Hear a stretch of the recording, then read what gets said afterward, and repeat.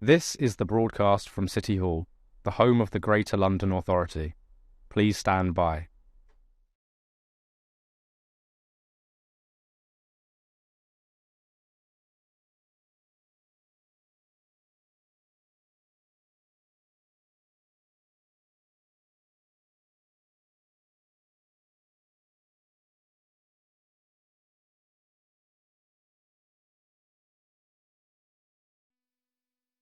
This is the broadcast from City Hall, the home of the Greater London Authority.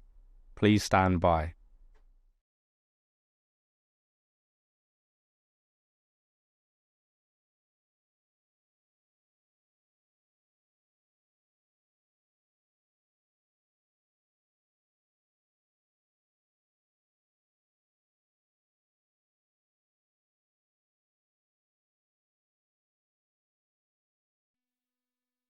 This is the broadcast from City Hall, the home of the Greater London Authority. Please stand by.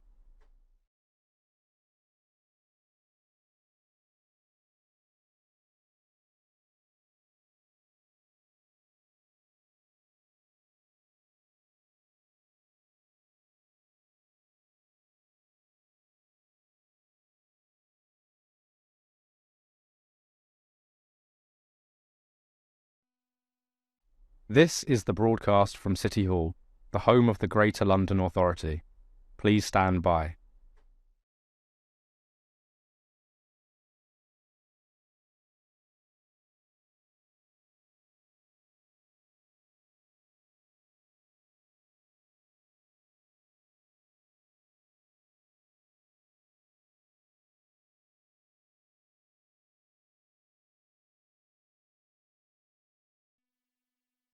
This is the broadcast from City Hall, the home of the Greater London Authority. Please stand by.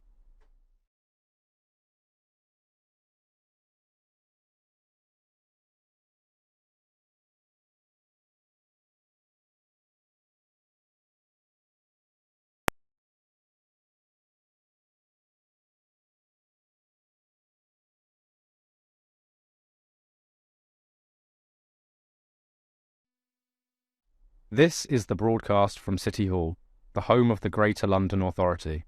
Please stand by.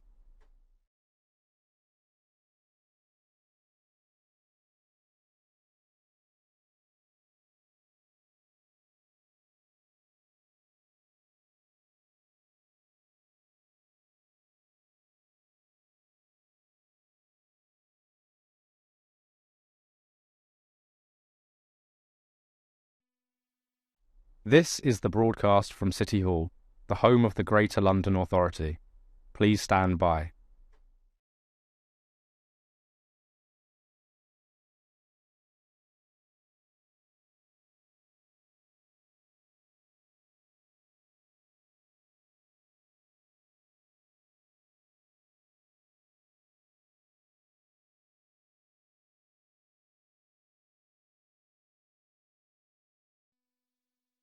This is the broadcast from City Hall, the home of the Greater London Authority. Please stand by.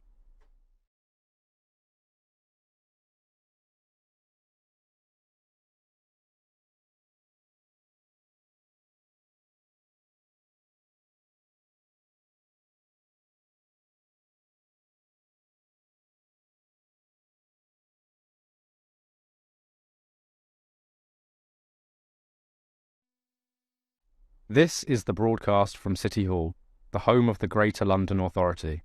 Please stand by.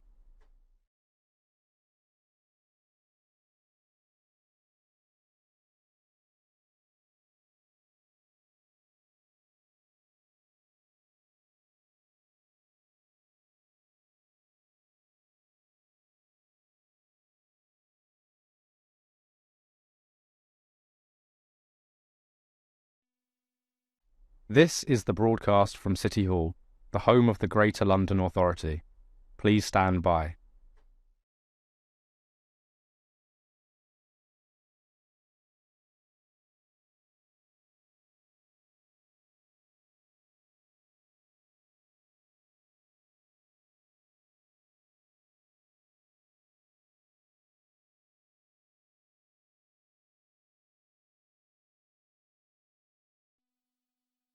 This is the broadcast from City Hall, the home of the Greater London Authority.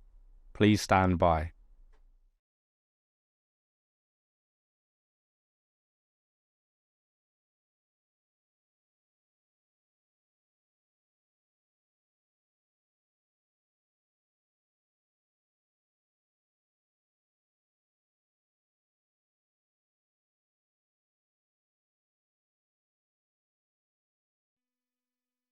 This is the broadcast from City Hall, the home of the Greater London Authority. Please stand by.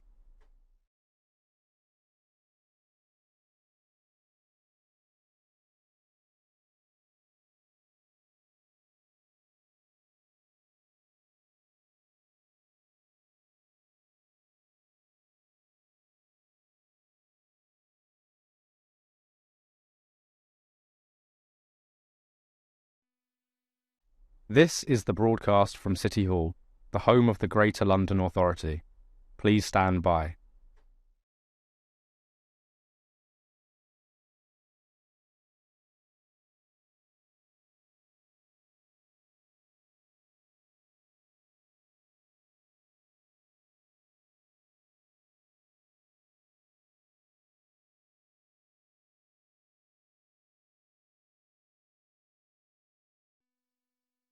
This is the broadcast from City Hall, the home of the Greater London Authority. Please stand by.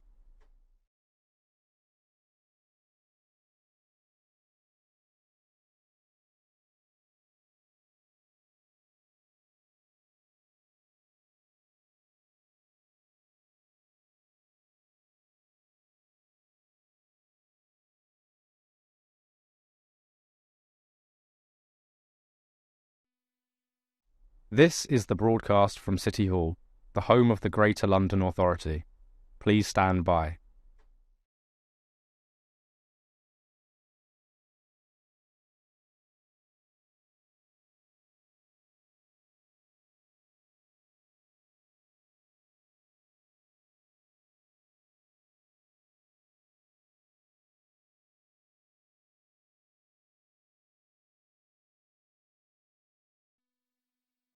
This is the broadcast from City Hall, the home of the Greater London Authority. Please stand by.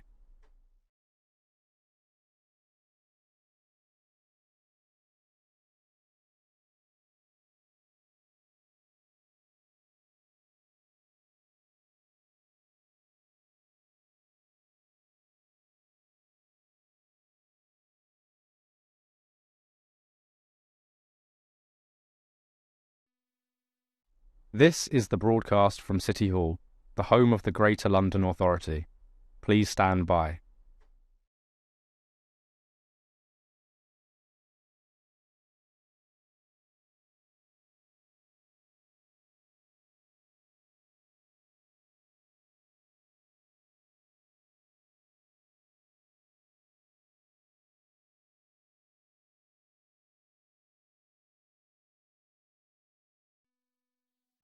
This is the broadcast from City Hall, the home of the Greater London Authority. Please stand by.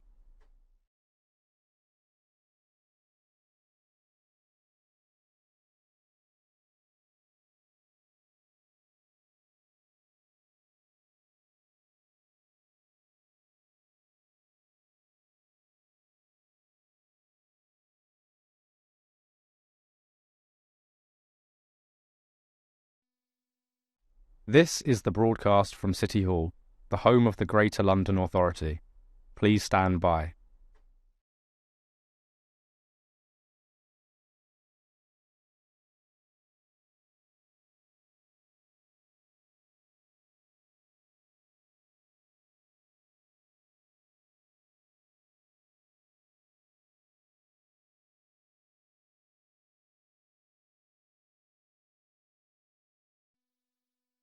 This is the broadcast from City Hall, the home of the Greater London Authority.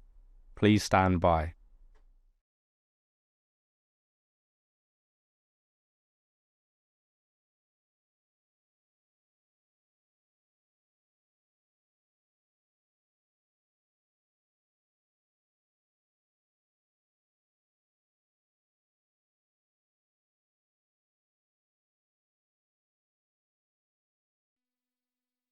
This is the broadcast from City Hall, the home of the Greater London Authority. Please stand by.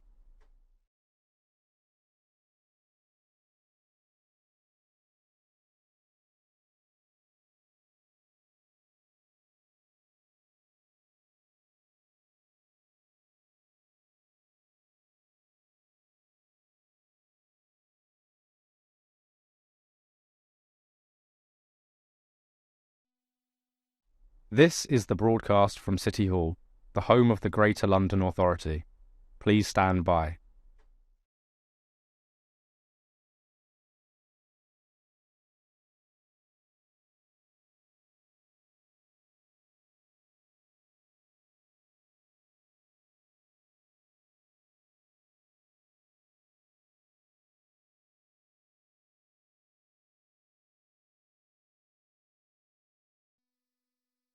This is the broadcast from City Hall, the home of the Greater London Authority.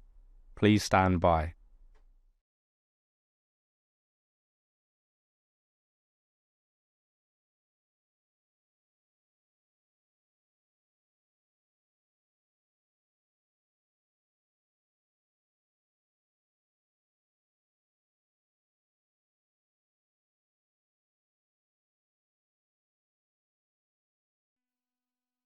This is the broadcast from City Hall, the home of the Greater London Authority. Please stand by.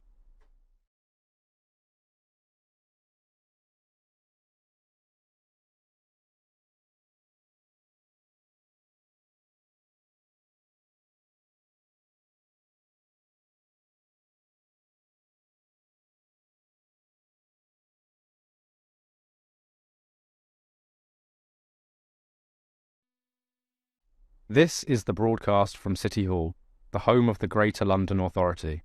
Please stand by.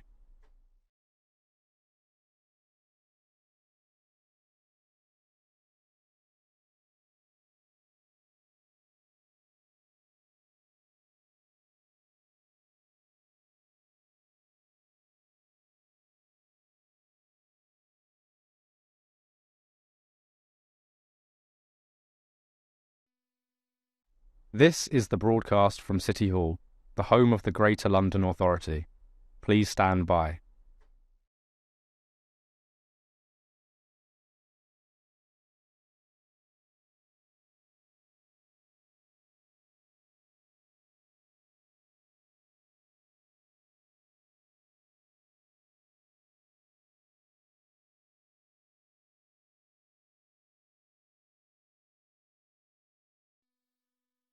This is the broadcast from City Hall, the home of the Greater London Authority. Please stand by.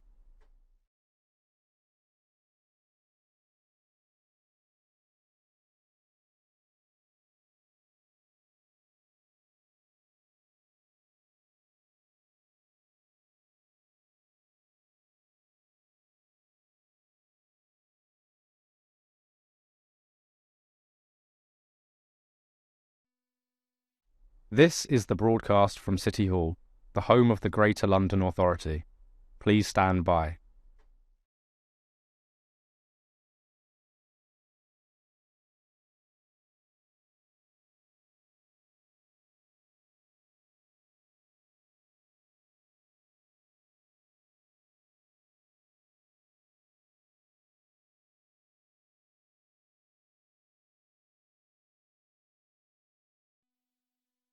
This is the broadcast from City Hall, the home of the Greater London Authority.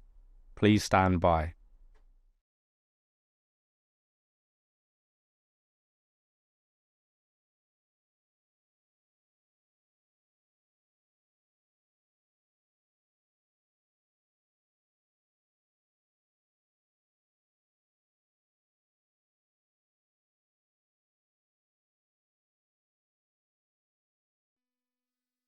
This is the broadcast from City Hall, the home of the Greater London Authority.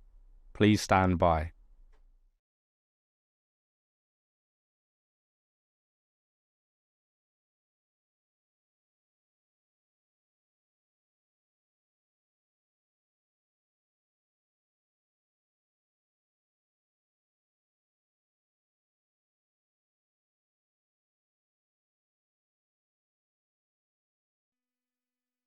This is the broadcast from City Hall, the home of the Greater London Authority. Please stand by.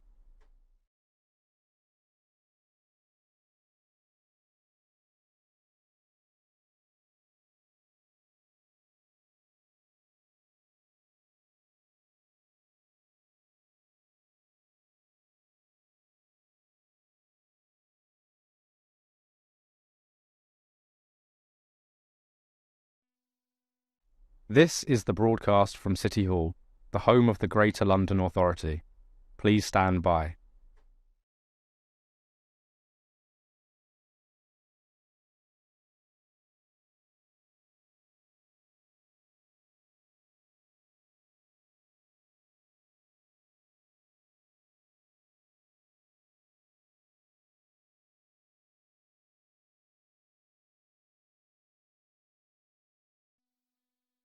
This is the broadcast from City Hall, the home of the Greater London Authority. Please stand by.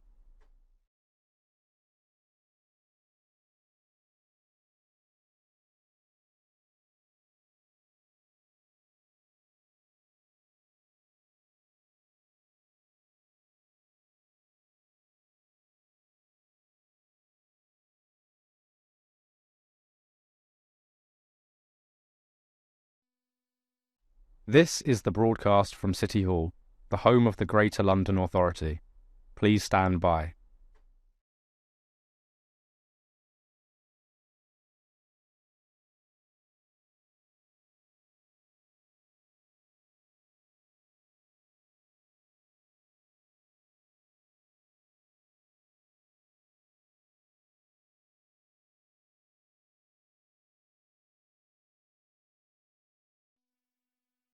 This is the broadcast from City Hall, the home of the Greater London Authority. Please stand by.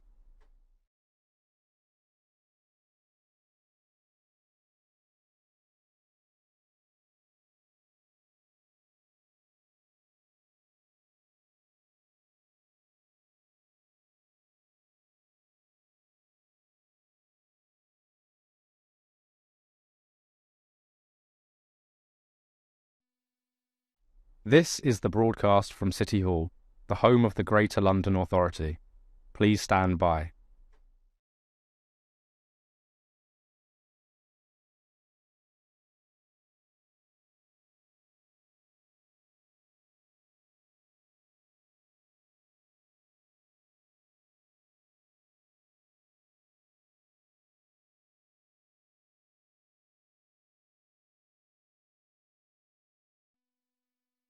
This is the broadcast from City Hall, the home of the Greater London Authority. Please stand by.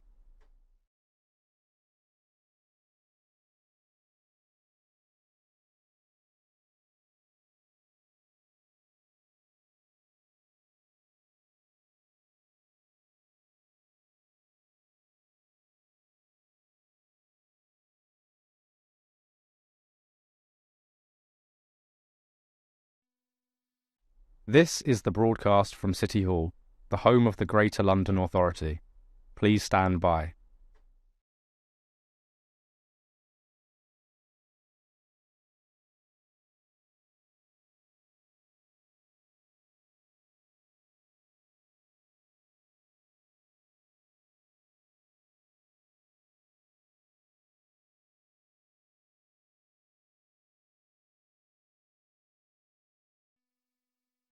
This is the broadcast from City Hall, the home of the Greater London Authority.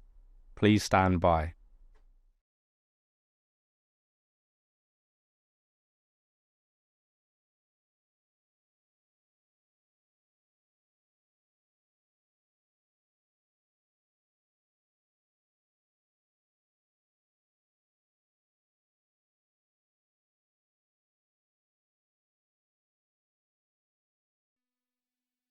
This is the broadcast from City Hall, the home of the Greater London Authority. Please stand by.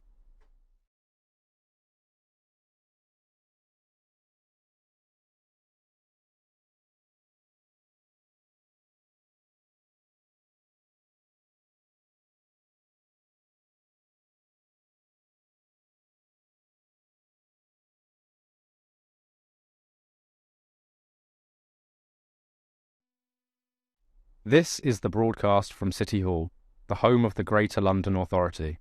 Please stand by.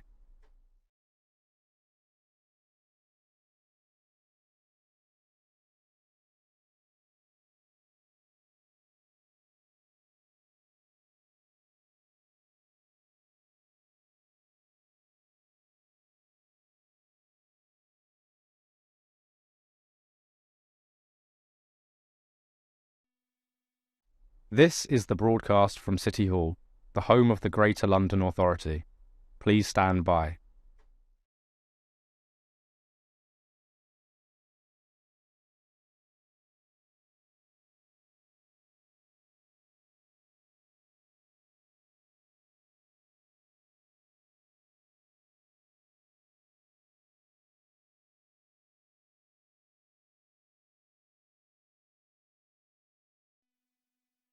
This is the broadcast from City Hall, the home of the Greater London Authority.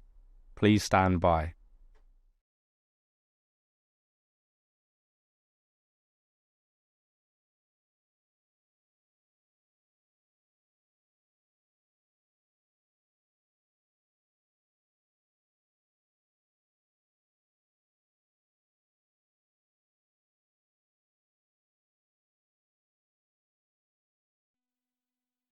This is the broadcast from City Hall, the home of the Greater London Authority. Please stand by.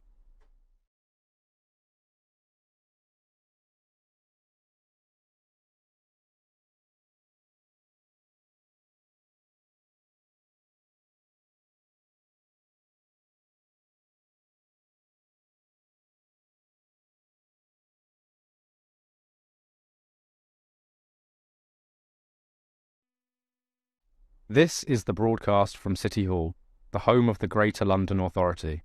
Please stand by.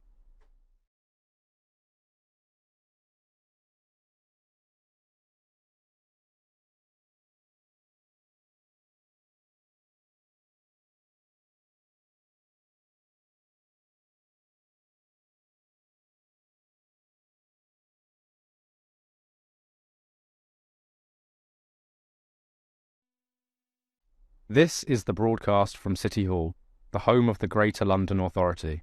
Please stand by.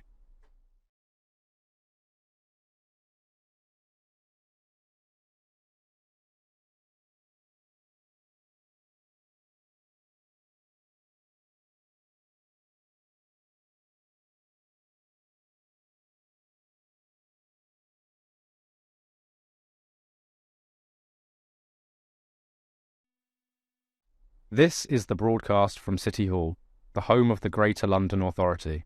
Please stand by.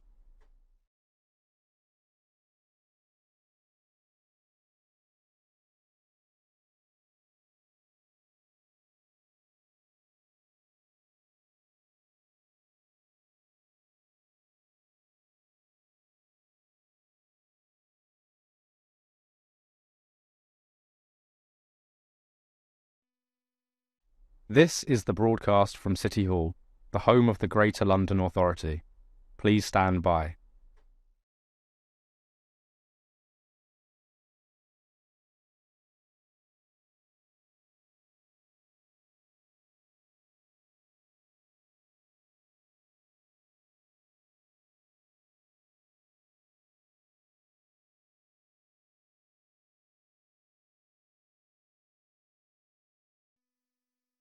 This is the broadcast from City Hall, the home of the Greater London Authority.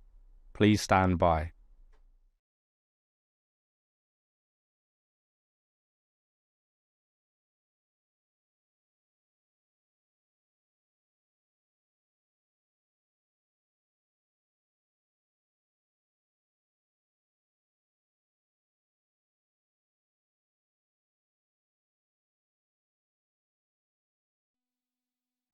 This is the broadcast from City Hall, the home of the Greater London Authority. Please stand by.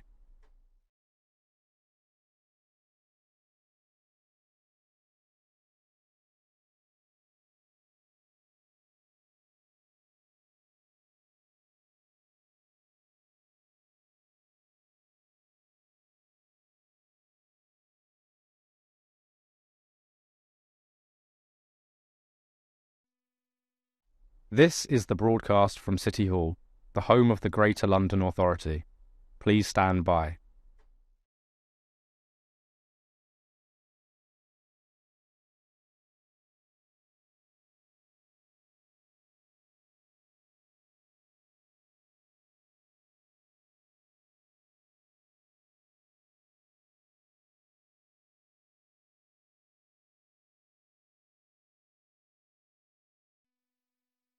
This is the broadcast from City Hall, the home of the Greater London Authority. Please stand by.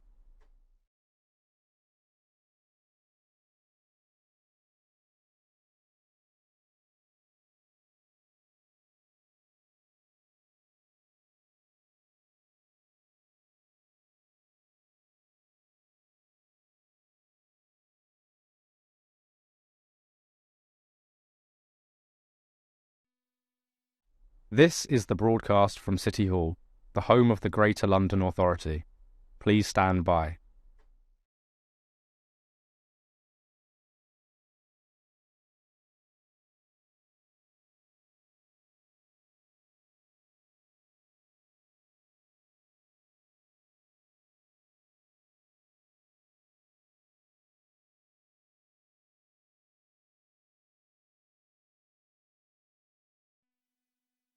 This is the broadcast from City Hall, the home of the Greater London Authority.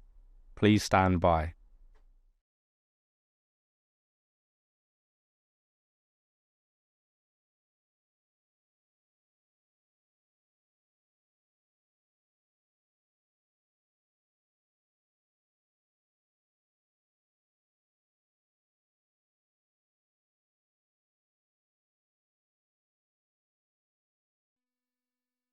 This is the broadcast from City Hall, the home of the Greater London Authority.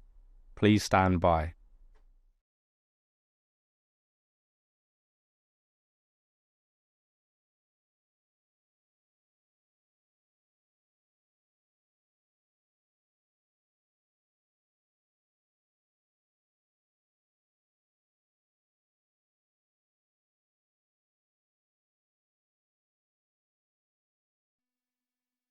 This is the broadcast from City Hall, the home of the Greater London Authority. Please stand by.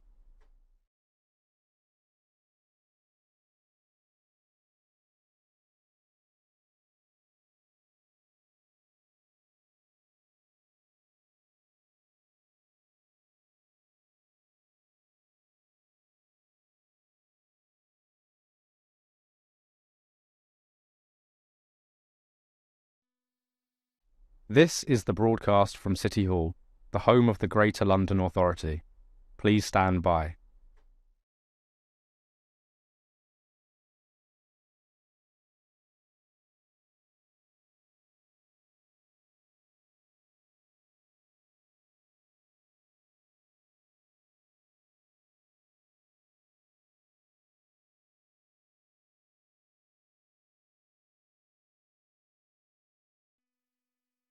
This is the broadcast from City Hall, the home of the Greater London Authority. Please stand by.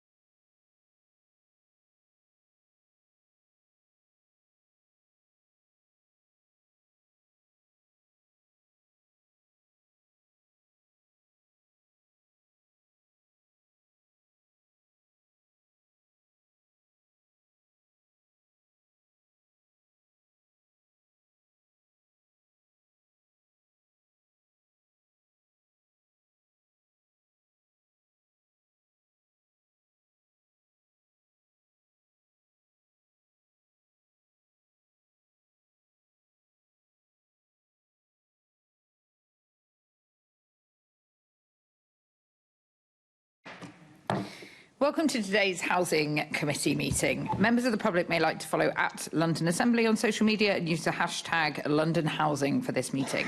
Please may I remind participants to silence your devices. No worries. Our main item of business today is a discussion on the allocations in social housing. Before we begin, we have a few short items of business. Can I now ask the clerk, Diane Richards, if there's any apologies received? Thank you, Chair. No apologies for absence have been received. However, in accordance with Standing Order 2.4D, with permission from the Chair, Assembly Member Boff will attend the meeting remotely today. Thank you.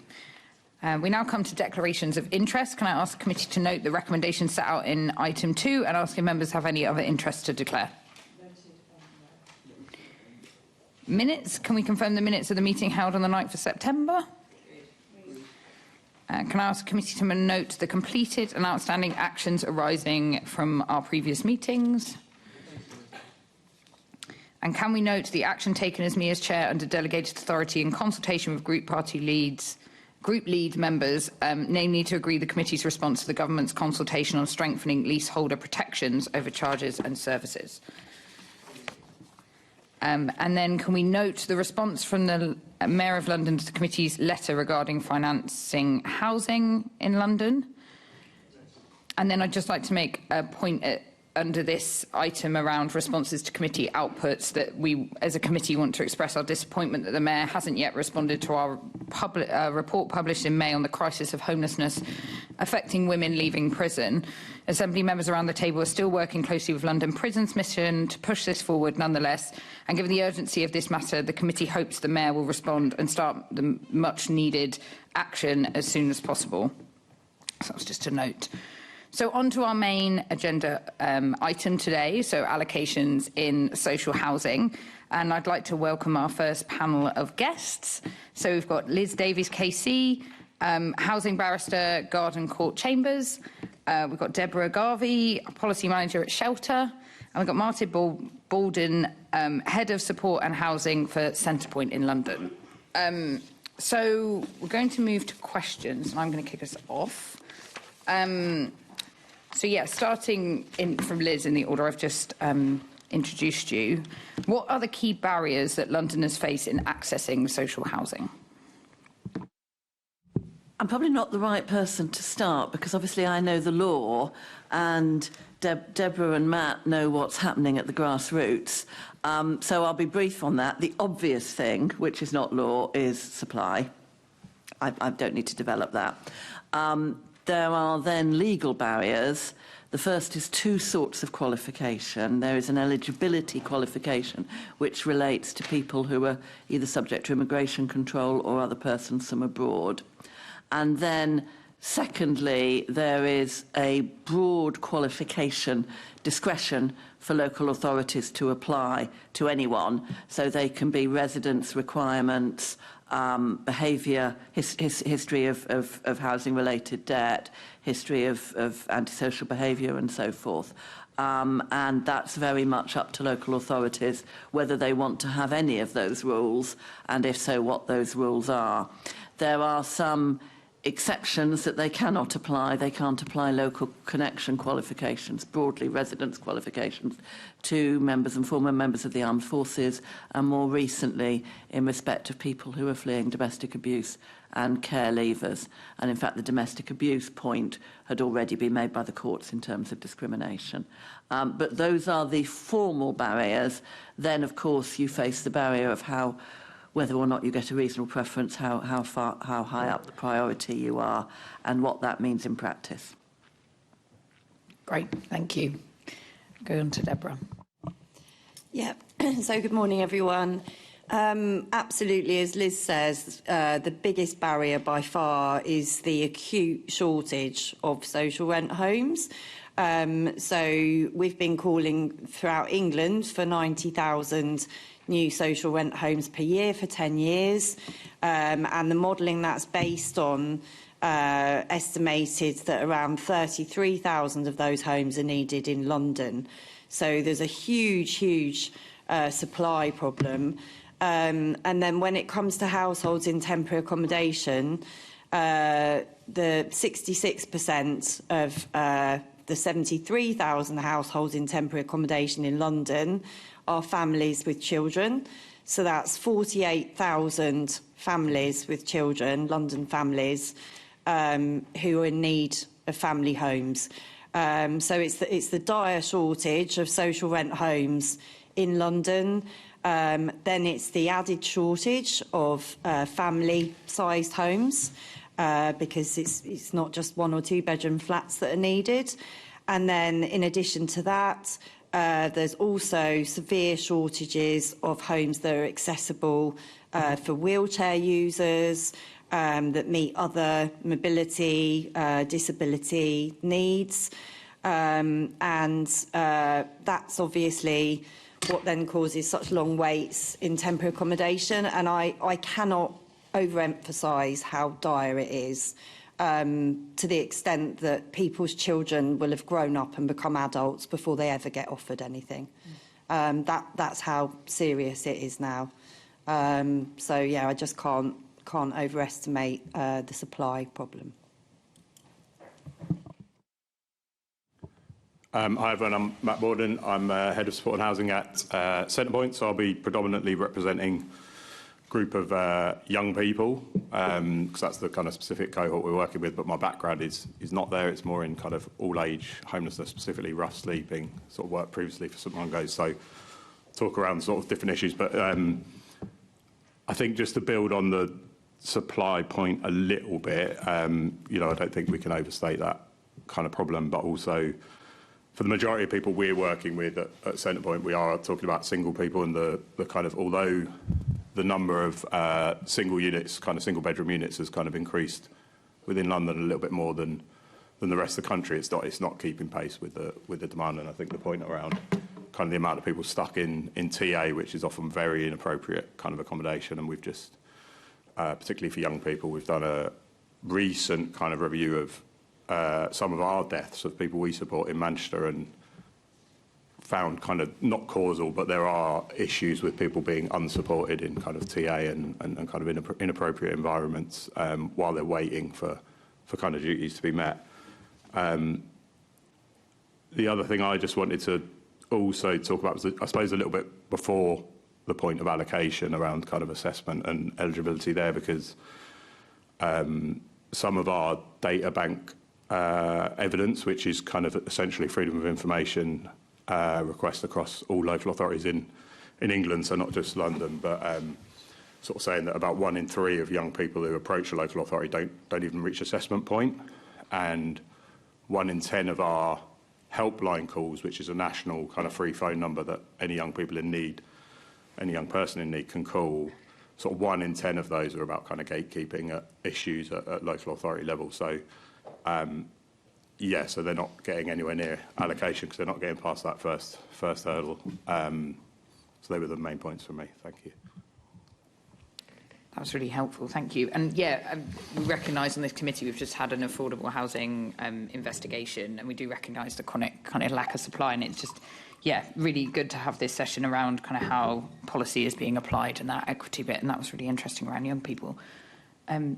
Assembly Member Lord Bailey for a quick question, then back to me. Good morning to you all. Thank you for your attendance. Matt, just to quickly come to you, you talked about unsupported people in TA. Is it any better in local authority housing, the support? I think it's more dignified and appropriate. You know, we're not talking about kind of B&B and kind of like often slightly suboptimal standard kind of accommodation. Generally, they're meeting decent home standards and all that kind of stuff. So I think there's something around quality, definitely, and kind of dignity and self-actualisation, all that stuff that a proper home can kind of bring. I think for us as well, like a lot of our supported housing, which is primarily what I am involved in delivering, is, in fact, all of it is, there's no direct access stock. It's all through local authority, kind of not allocations through specific duties, but like, we're delivering support for a period until they're ready to move into. What I'm trying to get to the bottom of is, are local authorities providing more support inside their own stock than they are inside the stock that they're using for temporary accommodation, or is that impossible to say? I think it's impossible to say, because people will get a variety of different floating support offers and things like in both those scenarios, but that is easier and better delivered in someone's own home. Okay. Deborah? If I could just quickly say, when it comes to families with children, there is usually no support in temporary accommodation. There is no one to turn to, no one to help you with anything. If you've been accommodated in a total different area where you know no one and you might be a lone mother trying to see to your children's needs, to get yourself to work, then to school, there is no support, there is no one. So it just doesn't exist in most family temporary accommodation, even though the household might be, you know, 1 or 2 parents and 3 children or something like that, all with very different needs, children often in and out of hospital, disabled, no support at all. Okay, thank you, Chair. Thank you. That was helpful. Liz, just... Oh, sorry. Just a quick follow-up. Something that has been drawn to my attention is that over the years, and obviously temporary accommodation and homelessness is dealt with through the general fund of local authorities, whereas once people are housed into, social housing run by the council, it's funded through the HRA. So there's 2 different budgets there, the housing revenue account. And obviously the general fund funds everything else that the council does and is hugely under pressure. I won't rehearse all the different pressures, but obviously one of them is the actual cost of the temporary accommodation, and councils have made lots of attempts to reduce that cost. But I also understand that one of the other problems has been that the number of staff that they're able to attract into these roles, which are actually really quite, difficult and complex, because you're working with families who are in difficult and complex situations. Is that something that Shelter or Centrepoint is aware of, that there's less staff available from local authorities to provide that kind of support and help that you just referred to? Because you just said families don't really have anybody to help. Well, it's not a statutory requirement to provide support to families in temporary accommodation. And I think in terms of London local authorities at the moment, I don't want to speak for London local government, but I think they're struggling to deliver their statutory requirements. For example, to provide people with temporary accommodation at all. It's hard enough. I mean, if we're talking about barriers to accessing a social home, it's so bad in London now that our advisors struggle to help people into temporary accommodation. And for it to be suitable temporary accommodation, suitable under the law, that's a whole other battle again. Oh, sure. Lots of them are discharging into the private rented sector. So any kind of discretionary support or nice to have, that's just not going to happen. Just not there. My understanding is the staff are not applying for those roles, and they've actually just got vacancies in some I don't cases. think the roles exist to support families in temporary accommodation. No. OK, so they're actually just budgeting not to have them at all because they haven't got the money. Is that your experience as well? I see some nodding coming from Liz as well. My nodding is more around the statutory point that there's absolutely no obligation to do so. The only time when there could be an obligation to provide support is for former care leavers former people in care, who've come through social services, and there's the social services leaving care duties till you're 21 or 25. The non-statutory example is, of course, Housing First, piloted not in London, in Manchester and elsewhere, where all the evidence is that there is a much higher sustainment of tenancies if people are given support once they have social housing, any sort of tenancy. Sure. But there's no obligation, and Deb was absolutely right. If there's no obligation, it's very, very hard for London local authorities to do anything over and above the statutory minimum. Presumably that's your... Full disclosure, I used to work in supported housing and tenancy support and all that kind of area, and found that, you're much more likely to have people, in a much better situation if they do have people helping them in that way. Presumably Centrepoint would agree with that, I don't know. 100%. We need more housing and we need good support, and Housing First is an excellent example. And we do have, it's now not a pilot, it's been delivered for 3 years in a particular London local authority. We have a Housing First for youth-specific Housing First, which is very unique for England. They do a lot in Scotland and Wales. And the evidence we're gathering around that is around sustainment is quite important to kind of amplify and see across other areas of London, at least. The death review I mentioned before, I know it relates to Manchester, but that is specifically because we're doing a lot of rough sleeper work there with young people, dedicated rough sleeper work. And I think, again, without wanting to claim any causation, the lack of support in TA is a factor. And I think, essentially, the point about those roles being, I think Deborah makes the point that the roles don't exist. There probably would be a recruitment problem anyway, but those roles just like local authorities have completely retracted and retreated into their statutory duties, and I offer sympathy for that because of the pressures on the budget you've described, but that's kind of where we're at. So anything over and above legal duties is a bit of a nice to have at the moment. Okay, so we're putting people into accommodation that might then become unsuitable because it becomes damp and mouldy because it's overcrowded with the family in one room. When we've not got people necessarily going around to see them, there could be other problems and issues that you just touched on. Thank you. Thank you. So, Liz, I'm going to come to you just on the current statutory framework and just ask if it's sufficient to ensure fair access to available social housing. Why not? Just your thoughts and reflections. There's been a number of problems that have emerged since councils had the opportunity to disqualify people, which came in 2011. Before that, they could only disqualify people on the grounds of a very narrow test of unacceptable behaviour. Localism Act 2011 gave them a broad discretion to do whatever they like. And there were a number of cases in the courts, first of all, where some councils disqualified whole groups of people who were entitled to reasonable preference, homeless families, and that was held to be illegal. And then there have been ongoing cases where principally a residence requirement was held to be discriminatory on the basis of protected characteristics, so race discrimination or sex discrimination in the case of domestic abuse. The latter is probably solved now by the regulations that came in around domestic abuse and care leavers in July, but discrimination has been an ongoing issue, and I think local authorities have to be very vigilant and have good equality impact assessments when they bring in different qualification criteria, because obviously nobody intends it to discriminate, but there can be all sorts of hidden barriers that aren't thought about. And one of those areas, and there's some research being conducted at the moment by researchers at King's College and Royal Holloway, is the extent to which, if you have a qualification criteria about housing-related debts, that's discriminatory where those debts are as a result of domestic abuse. And you might want to follow up that research. I can send in links. I think a second thing, that's my first, I've got three. Second thing is care leavers. Care leavers can obviously go onto the register. They're not going to be disqualified for those reasons, but there's no reasonable preference. They don't fall within the 5 groups of reasonable preference, so they're not going to get necessarily much of a priority. And you may think that that is a group of people who should be a 6th group of reasonable preference for their vulnerabilities.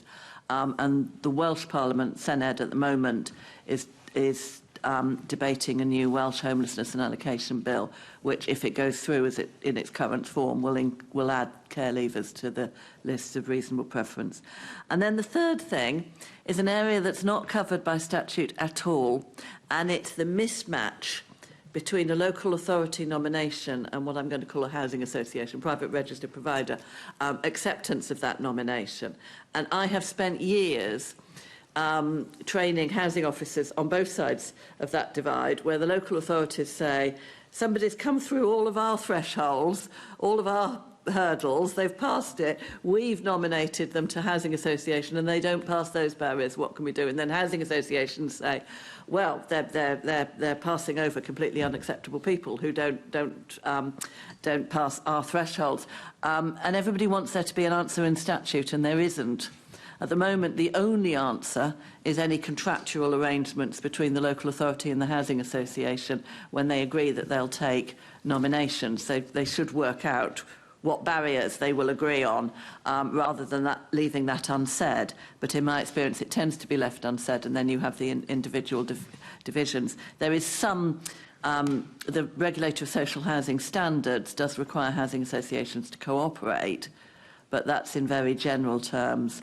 and you may well want to think about whether the statutory regime should encompass housing associations so that everybody has the same set of qualifications and thresholds. That's really interesting. Just on that last point, do you know of anywhere that's doing it well? Is there anywhere in London that's kind of got those strong contractual arrangements? Lawyers in London, lawyers don't tend to see places with things that have done well. We see okay, things that so have a gone question wrong. on when things have gone wrong. So earlier you mentioned being vigilant and having a strong EQIA. Are they often challenged? People's poor EQIAs or decisions based on them.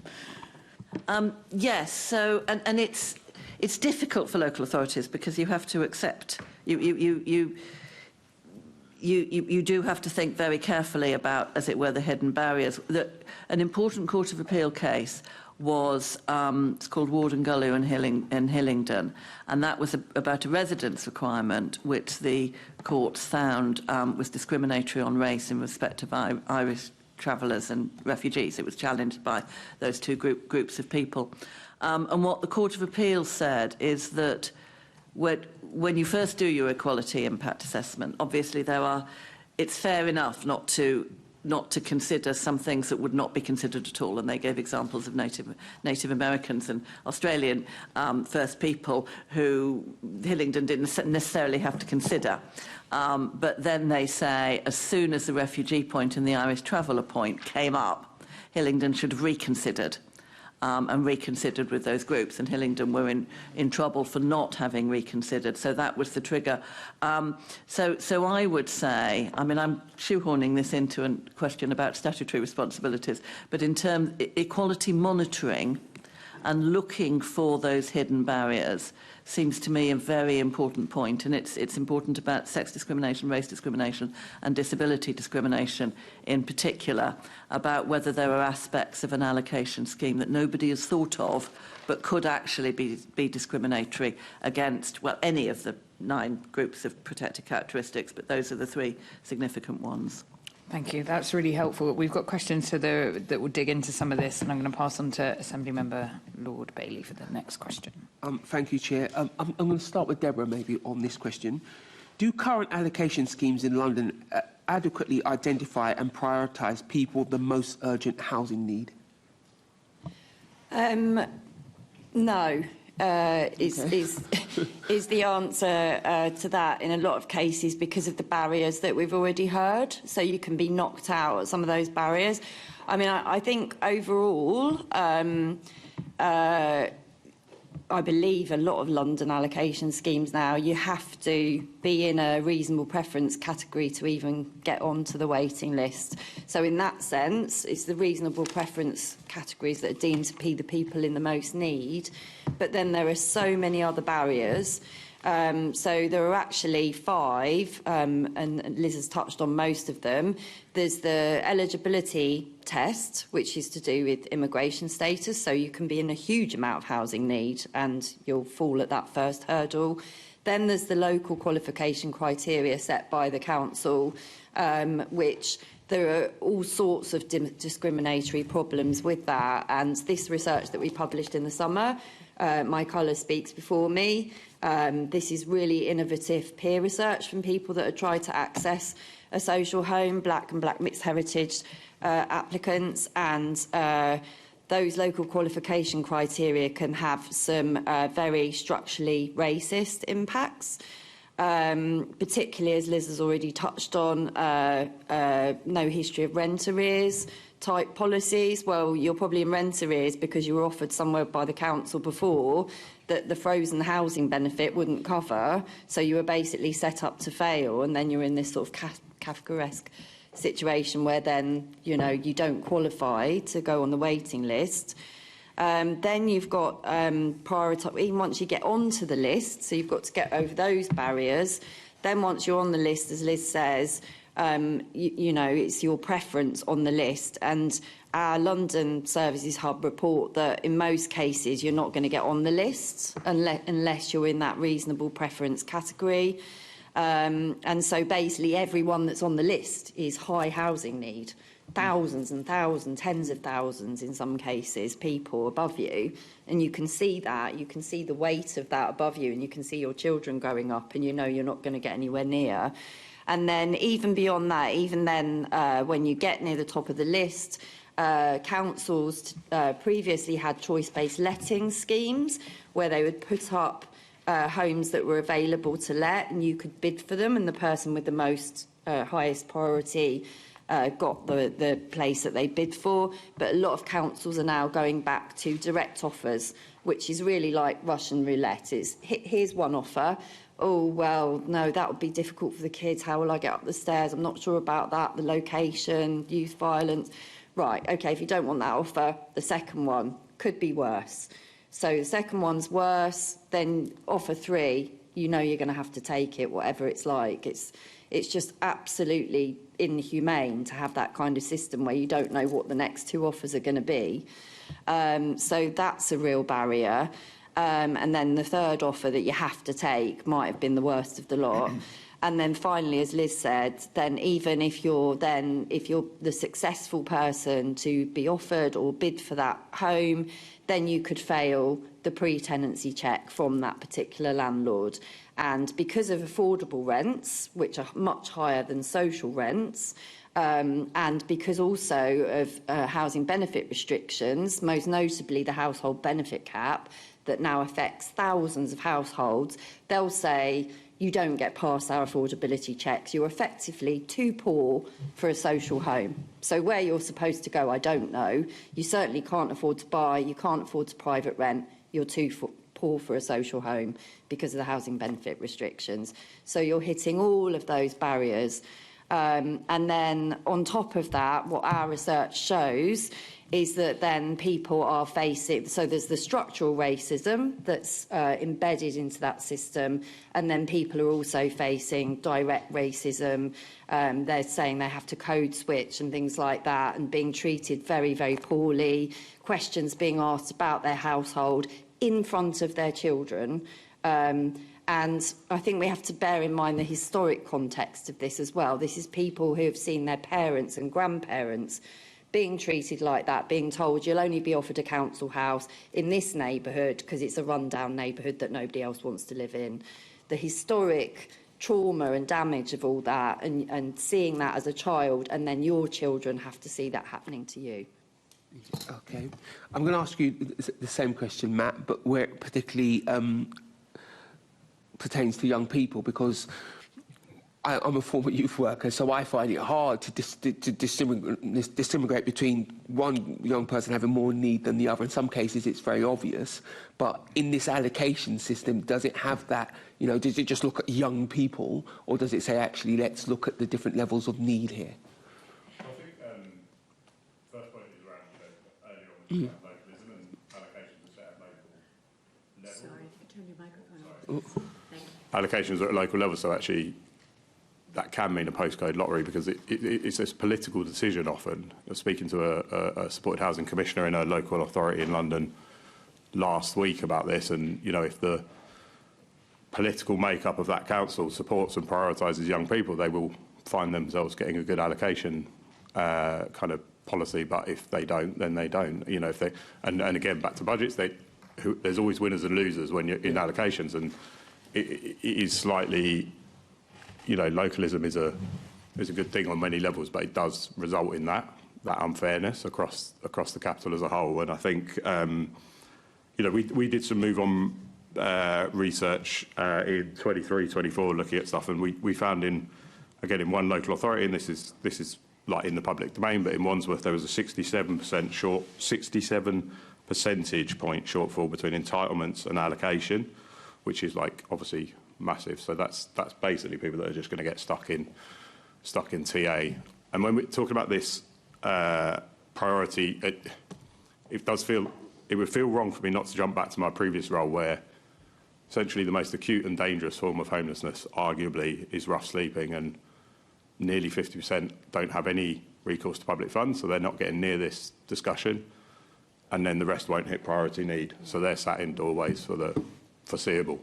The only example we really have, again, is like housing, non-stat examples, but also the regional clearinghouse, RSI funded, Rough Sleeper Initiative funded clearinghouse, which is where the link to young people, because I think what the GLA could consider is a similar young person's nomination scheme across London, where you ring fence a number of units for young people within these big G15 type providers.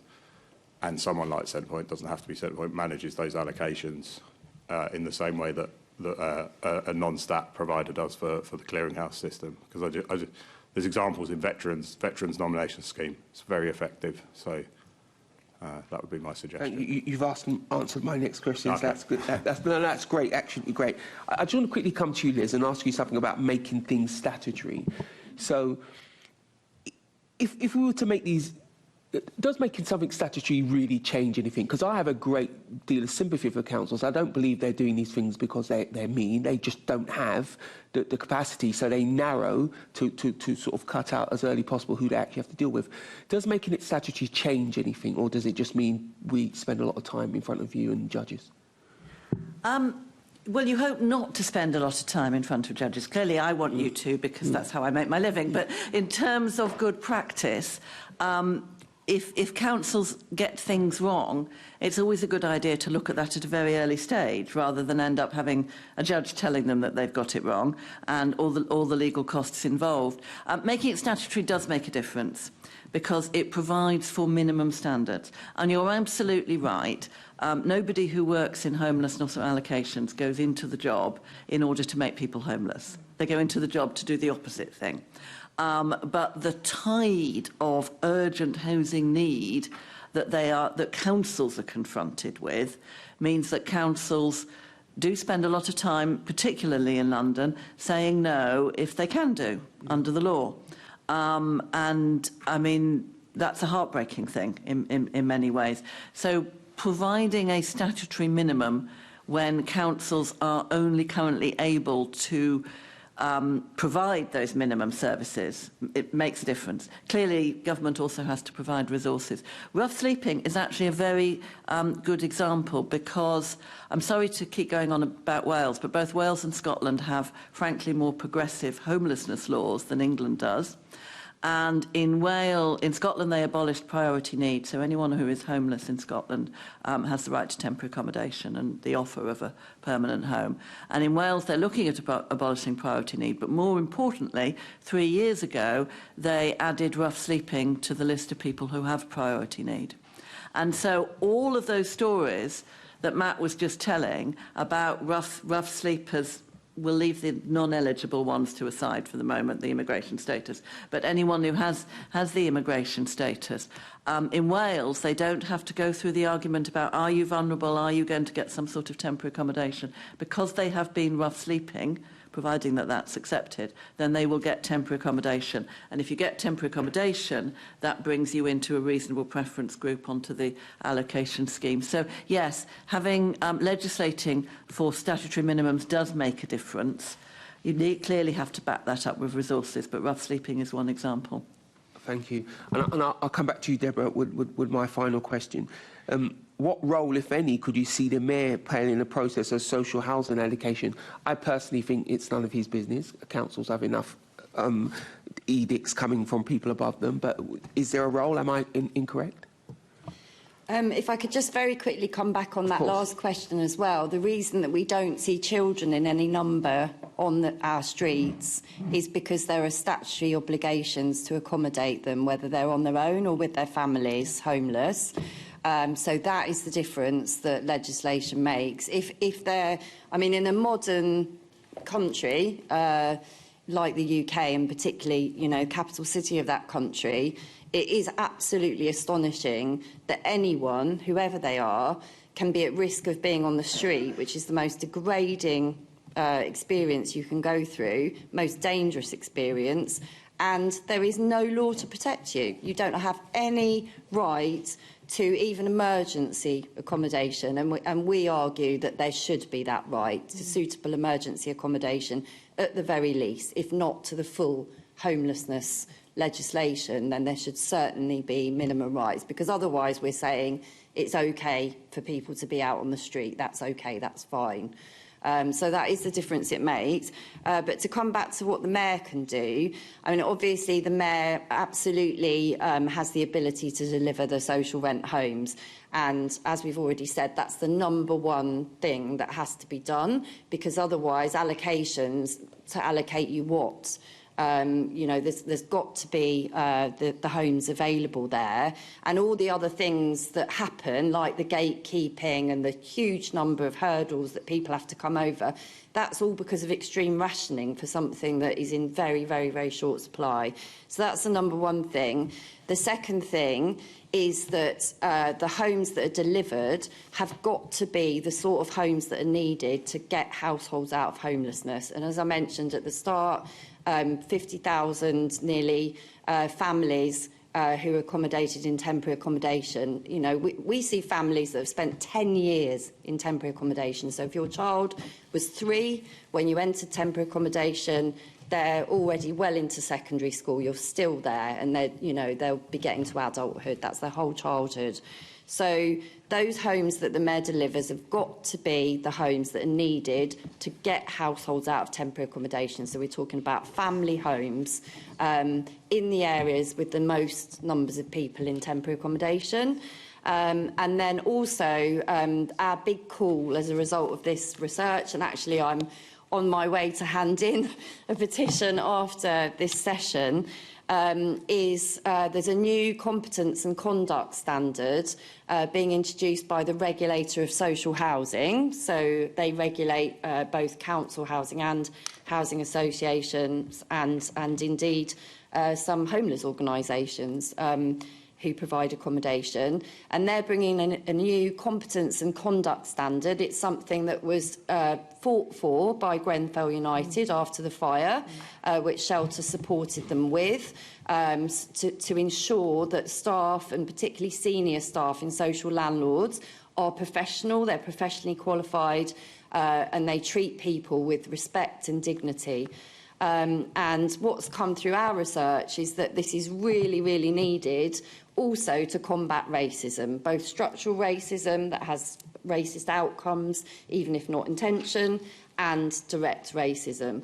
And so it would be great if the Mayor could back our call to the regulator of social housing that anti-racism and race equity needs to be a particular part of that competence and conduct standard. Senior staff need to be culturally competent, and it needs to be seen as a big part of professionalism. Obviously, all diversity, equality and inclusion is important, but when it comes to housing, it's the intergenerational impacts of racism, and as I've said, sort of seeing where how your family have had to live in the past, and then see that happening with your own children. That's why it needs specific mention. So it'd be great if the Mayor could back our call for that. Thank you for that. I mean, one of the things that many of the people on the committee, certainly my colleague Andrew Buff, was always campaigned for is that the Mayor should provide a number of family homes. We don't have a figure for that. And I personally think, as Andrew does, that that's very important. Chair, back to you. Thanks. I'm just aware of time. This is really fascinating. You're all giving really strong responses, but we've got a couple of people who want to come in and lots more questions. So I'm going to go to Assemblymember Wemmer and then Assemblymember Boff online. Thank you. Thanks. I had a question for Liz, but you have eminently answered my question. It was around lessons to be learned from other nations. I had been thinking about Scotland, who, as you say, had scrapped their prioritisation. And it's interesting to learn about Wales today.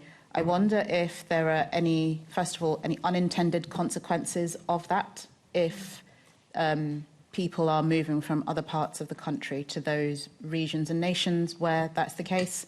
I've just become a member of the Crisis Board, and so obviously I've heard about your research, but this is a particular topic that I've heard kind of anecdotally in the press, but it's also an issue for those people that work directly across not just London and England, but the rest of the country. And then I will start there, actually, if that's okay. And yeah, if there's anything that could come out of potential devolution at a future date, because obviously those assemblies are structured very differently to the London Assembly and have different powers to the Mayor here. And again, the mayors outside of London, the metro mayors, have different powers around this particular area of policy.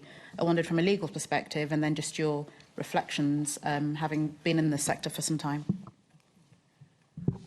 Right. So, first of all, powers. So, both the Scottish Parliament and the Senate have legislative powers over homelessness and allocation.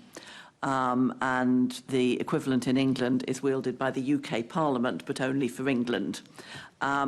So, very different. So not on the same level as the mayor. They're on the same level as Parliament. The mayor of London and the different mayors around the country don't have direct powers in respect of either homelessness or allocation, so they can express views. And of course, Andy Burnham has made a lot of progress around rough sleeping, but he's done that by bringing everyone together. He's done that by policy and politics rather than any legal powers. In terms of the three nations, as I say, Scotland abolished priority need in 2012. There was an increase in people being in temporary accommodation. That is unsurprising because you come back to the problem of supply and the building more long-term permanent homes, whether they're social or private rented sector homes. Wales at the moment is the bill that they're debating will, in the long term, abolish both priority need and becoming homeless intentionally. It's going through Senate at the moment, but it will be brought into effect in stages over the next 5 years or so. And so that's very interesting, so that everybody, except for immigration status, will be entitled to temporary accommodation and help to get into a long-term home, whether that's private rented or allocation. And that's very interesting. Now, they have been worried about local connection, which is what you were talking about, people moving over borders.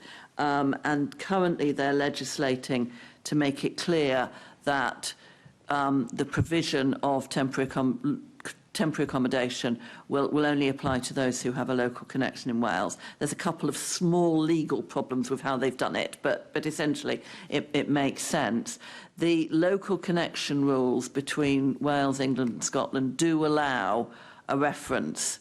So if somebody from London, who is a rough sleeper, say, heard what we've just been discussing, heard that they'll get a priority need in Swansea, goes to Swansea and makes a homeless application. Swansea have to consider that homeless application, but they can refer that person back to London. So local connection rules between the three nations probably resolve that kind of shopping around. The other thing I should say, I've heard Crisis make the point, and I'm sure Deborah will make the point, is that everybody gets very worried about this idea of forum shopping. It comes from councils. There aren't that many examples on the ground of people with a very intricate knowledge of the different priority needs in Scotland, Wales and England, working out where they're going to apply for their I don't think there's a grapevine that people discuss that. So sometimes people get a little more worried about the idea than the reality. So yeah. Just to be clear, it was this is something that I thought, is this an unintended consequence? I don't know that Crisis necessarily hold that view, but I know that you work in exactly the same space at Shelter, albeit for families as opposed to single homeless people, but if that's something that you have observed. Yeah, I mean, location is the most important thing to people when it comes to a home. You know, you want to have a home in your community, you know, your friends and family, obviously, unless, of course, you have reason to have to remove yourself from an area because of domestic abuse or neighbourhood violence, etc. So the most important thing to people, and one of the biggest problems at the moment with families homeless in London, is just under half of them accommodated not in their local authority area, and many are out of London entirely in temporary accommodation. So that's the point. You know, people do want to be in their location. They're not going to want to go to another area to, you know, claim assistance, because what they need is a home in their own area. Okay. I'm just going to speed us up because we're really running out of time. Okay, if just that's have, okay. A couple more supplementaries under this. Can you make them really tight because we're only on question 4. Okay. So I'll put these questions, the first one to Matt and Deborah.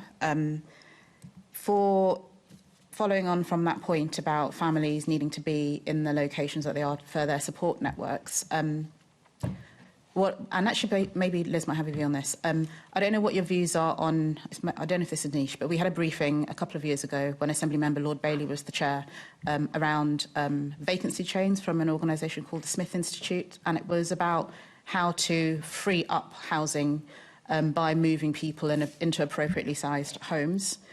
So somebody would move from a 3-bed into a 2-bed and so on, and then you'd end up with 1 beds that single homeless people could move into. So everyone is in the right place, and that's kind of facilitated by the production of the right home at the right time.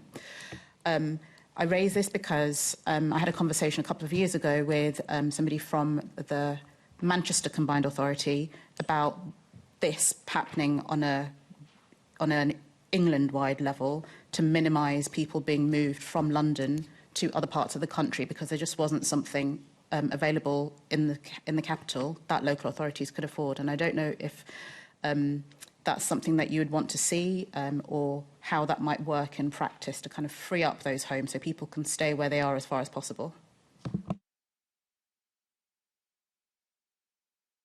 I have one example of where I've had a conversation with the local authorities outside London in the south of England where that is being explored, essentially under occupation and moving people, like you say, down a chain to kind of free up appropriate voids. I haven't heard it in London, but I'm aware of it happening. So I don't know if it's like a single example or if it's something that's kind of being thought a bit more globally. I don't know. Sorry, do you mean within that particular landlord? So if a council own those homes, then they just move their existing tenants around? So the example in this research paper was with Southwark, I think, and they have tried to do this, and they have managed, to a small extent, to free up a property at the top. So rather than allocate somebody directly, which messes up the chain, to look at who's in the list, and by moving that person who could then take the voided property and so on. But I just wonder whether this is a scalable solution, and it would require bravery from local authorities to work across boundaries. And it was an idea that this person had, because the context was that London is, through no fault of their own, having to export people to Lancashire, and it's causing a problem in Lancashire, and it's kind of, ripple effect. But just, to go beyond the landlord stock. Yeah, I mean, firstly, in terms of being offered accommodation out of area, the law is very, very clear on that. Local authorities should not be offering accommodation out of their district. So the way to address if there's a problem of people being accommodated in another part of the country, that's unlawful. So the way to address that is to challenge, for people to enforce their rights and have access to somebody that can help them enforce their rights, because that's already legally unacceptable. But if it's doing that within one landlord's housing, then the difficulty with that is if you have people who are existing tenants who are, for example, overcrowded. So you get a 3-bedroom home come up, and then that 3 bedrooms offered to a family who are overcrowded in a 2-bedroom, and then their 2 bedrooms offered to a family overcrowded in a 1-bedroom. What you end up with is 1-bedroom home.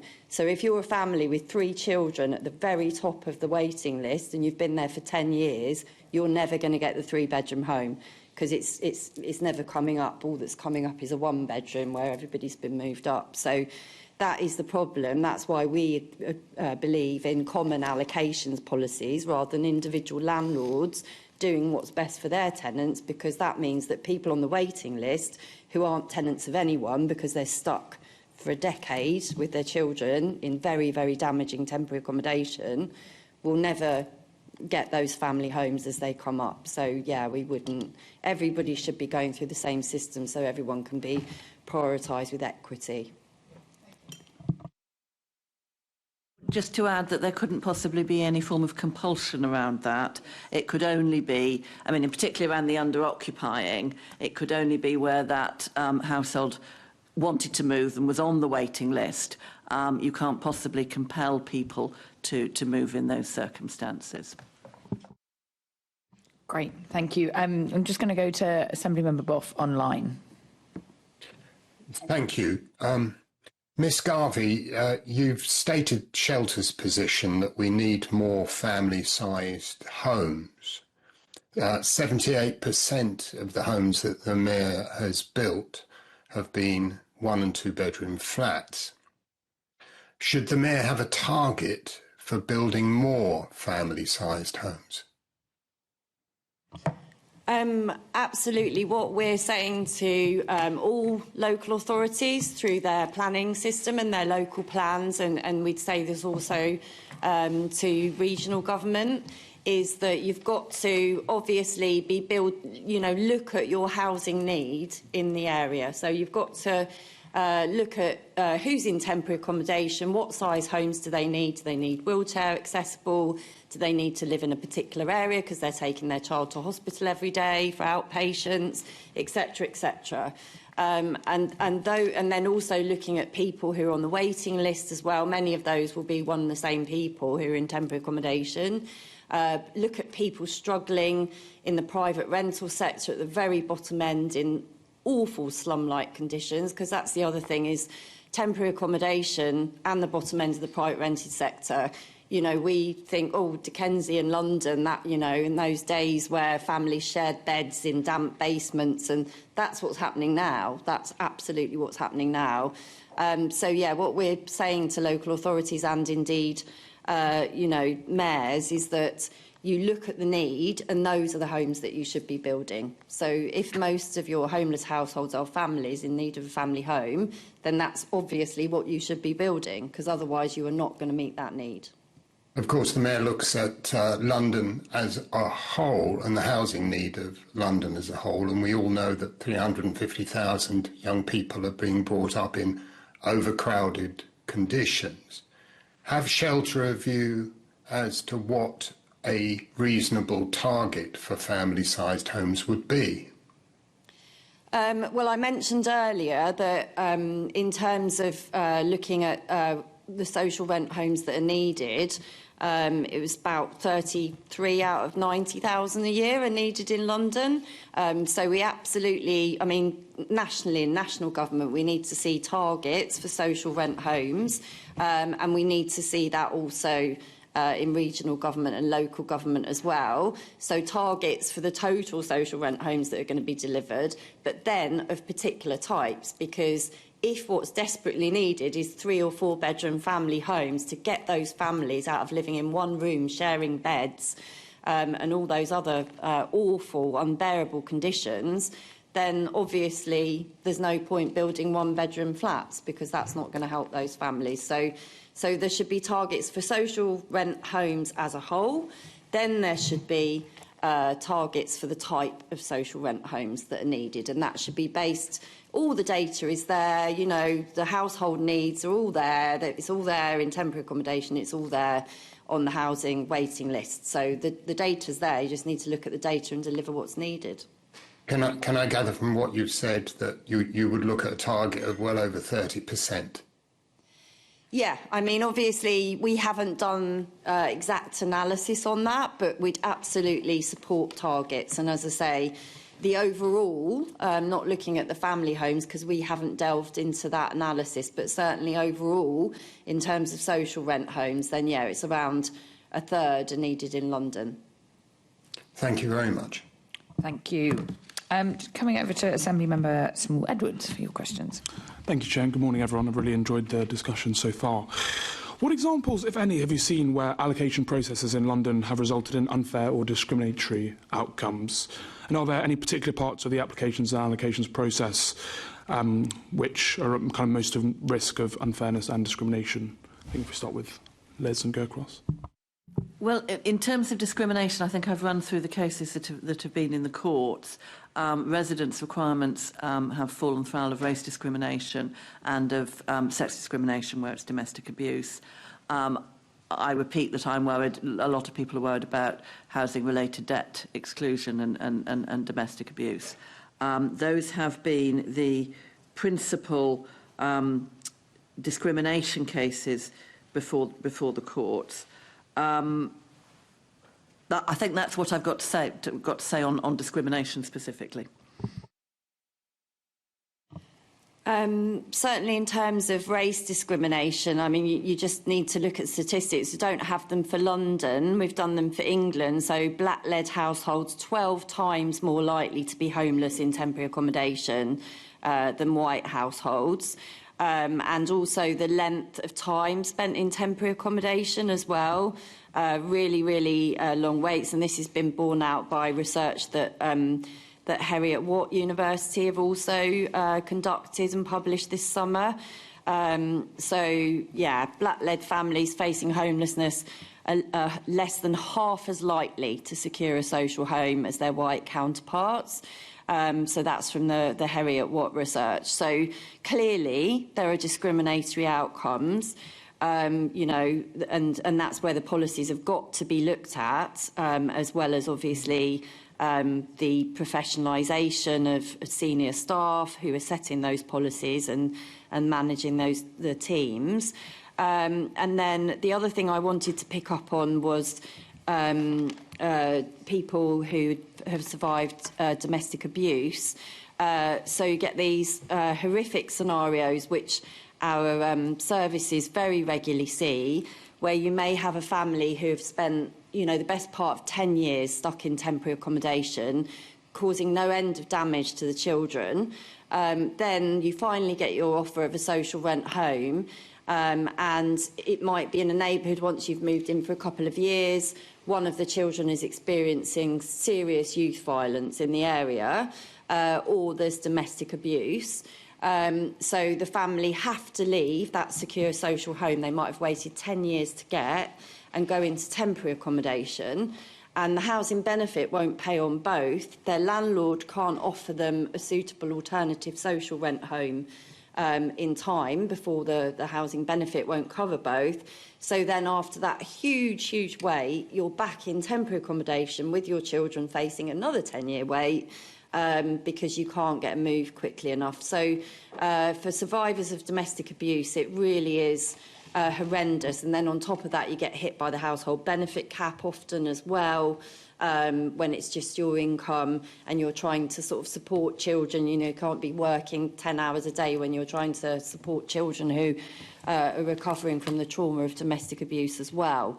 So then you're just kind of stuck in temporary accommodation in the long term. So I would say certainly when looking at discriminatory impacts, the cohort in temporary accommodation, it's women and children that this is happening to. Lone mother households that are trying to see to their own needs, their children's needs, you know, often having to give up work because they've been accommodated so far away that they can't get themselves to work, the children to school, no support.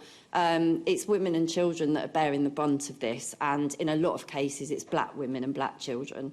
And I'd say those are the two biggest discriminatory impacts, but also you often get the intersectionality as well of people with disability or serious ill health. Just before going across to Matt, on the discrepancies between black families and white families that you mentioned in England, that's obviously a very concerning statistic.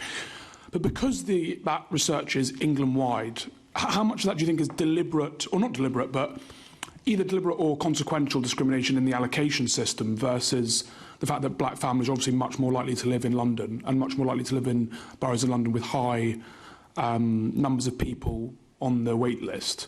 Yeah, so how much do you think that is just a difference between the fact that, you know, black families are concentrated in London within England versus obviously white families being much more dispersed in terms of the amount of time to get a social home? Yeah, no, that's a good point, but I think I don't have it in front of me, but I think even taking that into account, it's still disproportionate, and we can definitely get that analysis to you. So you're absolutely right. Obviously, London has a much more diverse population, and because London has such a horrific housing emergency, but even taking into account those factors, it's still disproportionate. Can I just jump in quickly? Can you just be, and just time being super tight with responses, what have you got that's like specific about the allocations process or the system that has I think you're really good at describing kind of, and we all experience it with casework, like the extreme kind of hardship that families and young people are experiencing. But just what's your reflection on the process that is resulting in these inequalities? It's just the whole process. It's the time waiting, it's what you're offered, it's how you're treated, it's how the system kind of wears you down. And then, one of our peer researchers, Uchenna, has a film, which again, we can send you the film, it's only a few minutes. And this is the effect it has on people. As she describes, then I start to think, is it because I'm black? Is it because I'm a woman? Is it because I'm a lone mother? So everybody is receiving very, very poor treatment, but it's how it makes you feel when you've got kind of added, discriminatory effects as well. Yeah. And the cause of it is the lack of social rent homes. If there are enough social rent homes, all of these barriers and this extreme rationing wouldn't need to happen. But it's the impact the barriers are having on people. The whole system wears you down. Even with our caseworkers involved, it's so difficult to get through those systems and those barriers. Okay, sorry, back to you. Yeah, Matt, did you have any comment on discrimination allocation policies? Or only very quickly, because there's been comprehensive responses, but I think just with young people, I think it is more after the event around this affordability issue. Obviously, there are structural benefit issues where young people are sort of more adversely impacted on the rates of housing benefit they can claim under 35 if they've not been in supported accommodation. So that's an issue. And then prior to that, at assessment stage as well, we're looking at a recent case where someone, the most common cause of youth homelessness is family breakdown, and we've got a London local authority saying they need to investigate that and go into the home within a period of 7 days to confirm that is the case, at which point the safeguarding risks are pretty huge, potentially, while that's investigated. So that's quite a new thing, but that's coming through our helpline as well. So, yeah, that feels discriminatory against young people. Thank you very much. And just finally, just if any of you have thoughts on this, but are there any examples of good practice related to social housing allocation policy that you've seen, whether in London, in the UK, globally? Can I go quickly? Sorry, no, just because I got... Is it for me or for... All right, OK, so, yeah, just quick ones, because I think the Housing First example is really, really important, and we have got a London local authority. In fact, we've got a lot that are doing it. Very small scale. Lambeth are doing 60 units allocated for Housing First for the most complex young people with intensive wraparound, low caseload support. That is unheard of for youth-specific Housing First. And I think, earlier there was mention about international examples. Scandinavia is the most obvious one with Housing First, and actually that isn't legislative. It's political, like Andy Burnham. It's politicking, it's strategy, which I think is well within the GLA's gift. And I think that is definitely something to push and consider, because you can't have one and the other with the sort of young people we're working with, the groups we're working with. It's not just housing, it's not just support, it's both. It has to be both. And that's what Housing First is.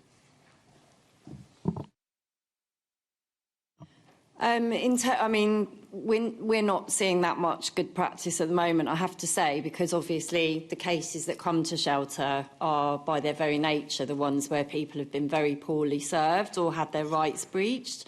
But what I would say is because there is no duty on registered providers, housing associations, to tackle homelessness, as there is in Scotland, it tends to be councils that retain a lot of their own council housing that are in a better position to make people offers. So obviously some councils have, all of their, or pretty much all of their council housing has been transferred to housing associations, and then the housing association might operate their own waiting list. They might, as we've mentioned earlier, move people around within their own stock. So if they've got their own tenants who are overcrowded or need a move because of domestic abuse, they'll get something quickly, but that means all the people on the register are waiting even longer. And we have, as we've already heard, I completely agree, it's absolutely horrific for London councils at the moment. They haven't created the housing emergency. Obviously, they can be building more homes themselves, but, you know, it's national policy that has caused this. And it's national policy that's needed to fix it. And council have done their best, to be fair, to work together. Our London hub say that, you know, that's another thing in terms of what the mayor can do is kind of more pan-London collaboration. And, you know, there are good examples where councils have tried to do that, but the extent of the housing emergency is now so severe that every council's obviously got to look after its own interests first, and that's kind of what you're seeing is a lot of the good joint working is then not happening because every council is after as much temporary accommodation as they can get and, you know, trying to manage demand. And really quickly, just to come back on that, my final question. So would you kind of advocate a more pan-London approach to allocations then, rather than the individual borough approach we have? Certainly pan-London cooperation, that's absolutely, you know, we do need to see far more of that because sometimes people do need to move area and that can be very, very difficult as well, you know, particularly in cases where people are fleeing violence and abuse, they might need to be in another local authority area and that's just not really happening, that cooperation at the moment. So.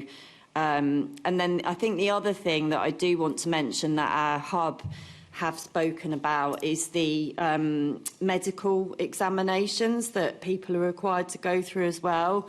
Extremely invasive and often evidence won't be accepted from their own doctor or you know, a consultant and they're having to sort of go through medical assessment companies. It's really, really horrible experience to have to go through when your own doctor's evidence won't be accepted. Thank you very much. Thank you, Chair. Thanks. We've got less than 10 minutes and we've got 2 Assembly members that need to come in. So, yeah, over to Assembly Member Cooper for your questions.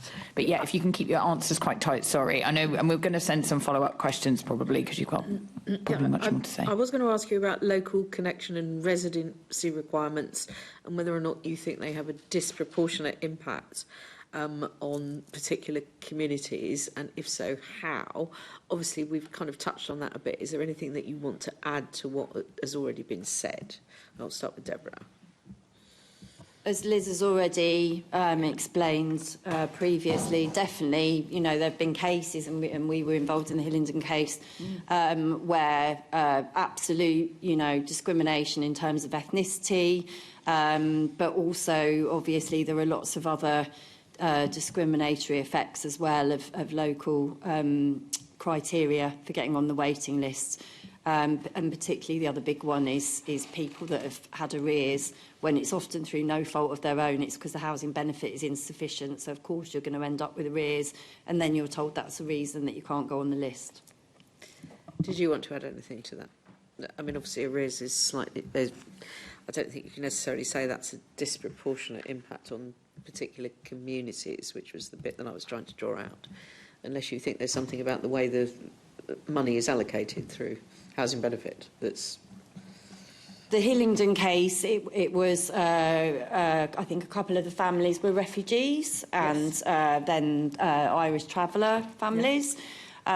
So who couldn't fulfil, you know, I mean, at one time, I think councils are setting 10-year residence requirements. That was the Hillingdon but, one. Yeah, sure, they were 10 years. I think there's still one in London now. that does. I think in our briefing that it said that Hillingdon still sets a 10-year requirement, and quite a few set 5 and quite a lot set 2. But just moving on, how well, this is specifically around people who have been suffering domestic abuse, obviously is 80% of that will be women, but it's not only women.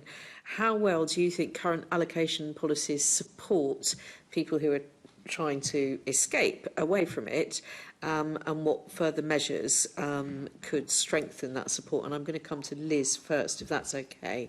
And obviously one of the things about, you know, local connection, if you're actually trying to move, I know, you know, we've explored people want to stay where they are, but in certain cases people want to move away from where they are, and obviously local connection then becomes awkward.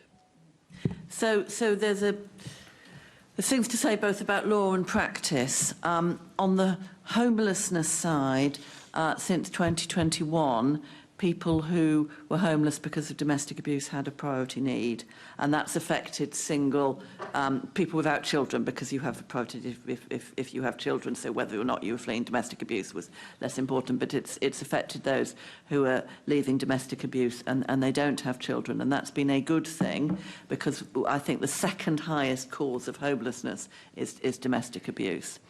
On the allocation side, as I say, we had discrimination cases in the courts about residence criteria and domestic abuse, and they were found to be discriminatory, and that's now been recognised in regulations that came into force in July. So that's a good thing. There are still a number of issues. One is that there is no, and this is a political issue taken by the UK Parliament, but there's no recognition that domestic abuse survivors should have a preference, a higher priority for within the reasonable preference bands. If they're coming in through homelessness, they would do, but not if they're just seeking a transfer from their current accommodation. A second legal issue is a really somewhat bizarre.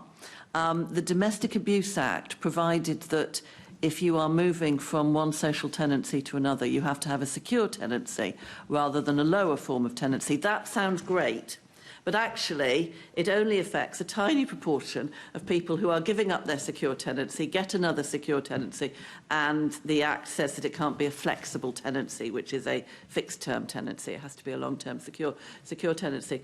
But it sounded as though anyone who was coming in to homelessness through domestic abuse would be entitled to a social secure tenancy, and it's not the case. If you come in through homelessness through domestic abuse, you're treated as any other homeless applicant, and you might have a private rented sector offer rather than a social tenancy offer, and so forth. So it was a kind of tiny reform rather than the big reform it looked like until you read the detail.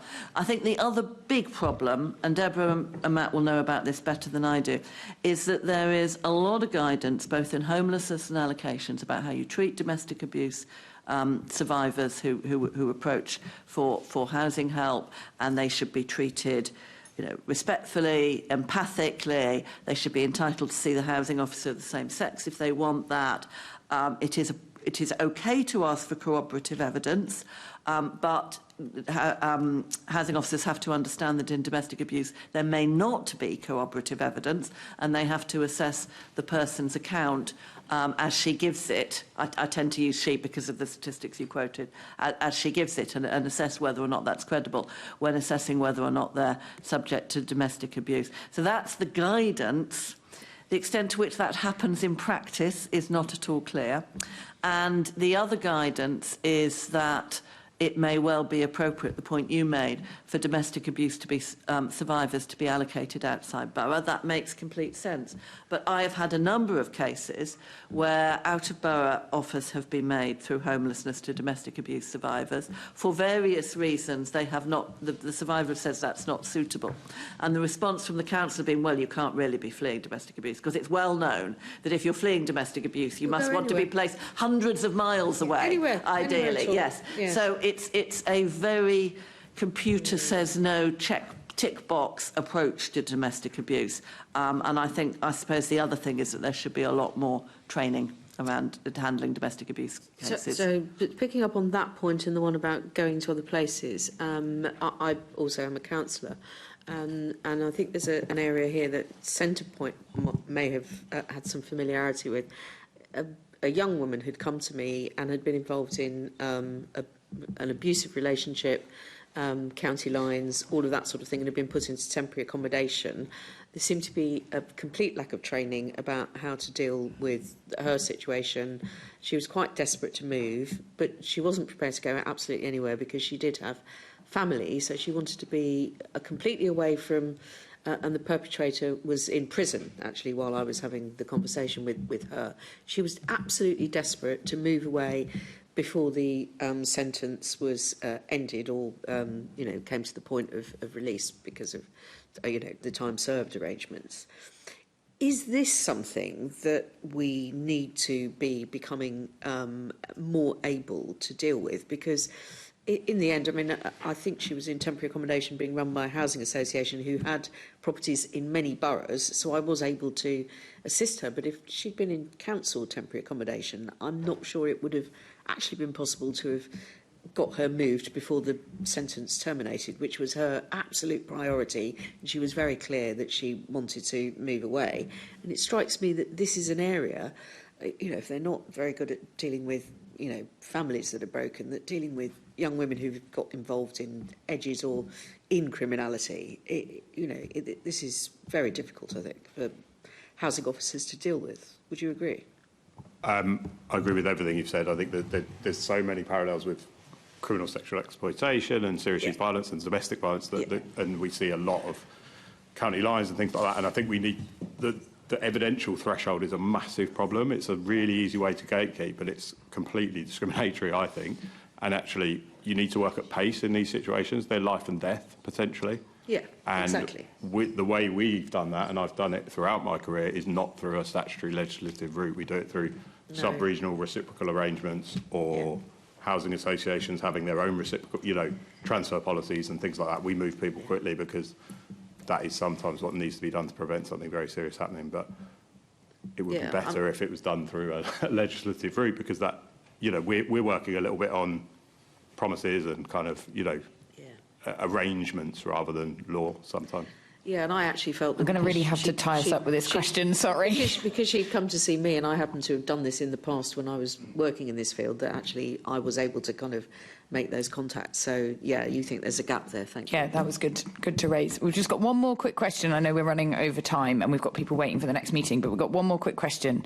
Thank you. Over to Assembly Member Wilmer. So my question is to Liz, but obviously others may have a view. And so it's really just... I'm wondering about legal precedents about protection for tenants being evicted. So I'm thinking about circumstances where a person, they may be a carer for a relative, a parent, and then the parent passes away, and the adult children or child who, in the worst moment of their lives, they are made homeless. I wonder... well, obviously, the law is not adequate. I understand why that circumstance arose, because we were trying to protect from people inheriting tenancy and being locked out of the system, but it's just locking people out of the system at a later stage and at a really, really low moment and causing more homelessness. So I wondered, in terms of succession, first of all, whether the current situation strikes a balance, and if not, what changes could be made at a local, regional or national level, in your view? So the succession rules for council tenancies changed again in 2011. It was all the Localism Act. It was the coalition government's political, what they call freeing up of councils. So previously there were rights for members of the families, members of the deceased tenant's family, if they'd lived in the property for the previous year, to inherit the tenancy once. It couldn't keep being passed on, but one succession. That was changed, and the only right was for a spouse stroke civil partner stroke cohabitee, like a spouse or civil partner, had the right. And everything else was down to local councils to put in their allocation scheme about whether there would be succession rights. And what most local councils tended to do was replicate the previous law. But there is an argument for that flexibility for councils, rather than having a whole set of people being entitled to inherit under the statute. The sort of point Lord Bailey was making about the extent to which you want statutes. But inevitably, with a housing crisis, then local authorities have been interpreting their own definitions of who can succeed restrictively, for the reasons that we've been talking about. I've just lost a case in the Court of Appeal about whether somebody was a stepdaughter if her mother was not married to the deceased tenant, which was interesting. She would have, if they had been married, she'd have been stepdaughter, she would have been entitled to succeed. So policies are being interpreted restrictively, and I think the best way is not necessarily to legislate, but to have very clear guidance to councils that they should look at being generous around exceptional circumstances, rather than having the computer says no approach. This is our policy, this is what it says, you don't fit, you might have been caring for the deceased tenant for 364 days before their death, and our policy says it's a year. So there has to be a lot more generosity and flexibility, I would say. Thank you. And then just really quickly, Deborah, I'll be done quickly, and Matt, so you have raised the point that many of those households who move from temporary accommodation to those sparse tenancy, permanent tenancies are households headed up by single parents. So this is, again, I don't have numbers behind it, but my sense is that there would not be a spouse or a partner necessarily to inherit a tenancy, and you may live and grow up in a house and then the house is gone. I wonder, from your perspective, if you share Liz's view around flexibility and some compassion in the policy, and if there's anything in addition, bearing in mind that the realities mean that most households are single-parent households. Yeah, I mean, obviously, you want any policy to be humane. As I said earlier, you know, it's inhumane that we're a modern, civilised country, and yet we say, yeah, it's fine if certain people sleep on the street because they don't have any rights. So it's coming from that lens. And absolutely, you know, if you're a teenager, you've only just become a young adult, and your one parent dies, and then you're told you've been served notice on the family home. I mean, that's completely inhumane. And in addition to that, we've always got to come at things through the lens of preventing homelessness. So if by enacting that policy, those 2 or 3 young people who are now motherless are also going to be homeless and going to Centrepoint, then obviously that's completely nonsensical. You know, the knock-on effects, the effects to their mental health, to their employment prospects, etc., when they could have remained in their family home. So it just doesn't make any sense whatsoever. Why do we have policies? Why do we have funding if it's not to deliver humanity? Just that, you know, essentially, you know, if we're going to devolve kind of flexibility to local authority level, then I do agree that I think guidance is very helpful, and kind of quite, not prescriptive guidance, but very, you know, clear guidance on how to ensure that they're applied kind of humanely, because we're shifting, quite rightly in the Mayor's strategy, we're shifting the debate around homelessness and the kind of interventions towards prevention, and this is just a very clear example of how you can prevent homelessness. So you need to do that, yeah. Thank you, Chair. Thank you. I think that's a really powerful note to end on. And apologies for keeping us moving. I could have spoken to you all day, but we've got people waiting for the next panel. So thanks to Assembly members, and thank you to the panel for your really rich experiences and contributions. We're going to have a short break and aim to get back by past. Thank you.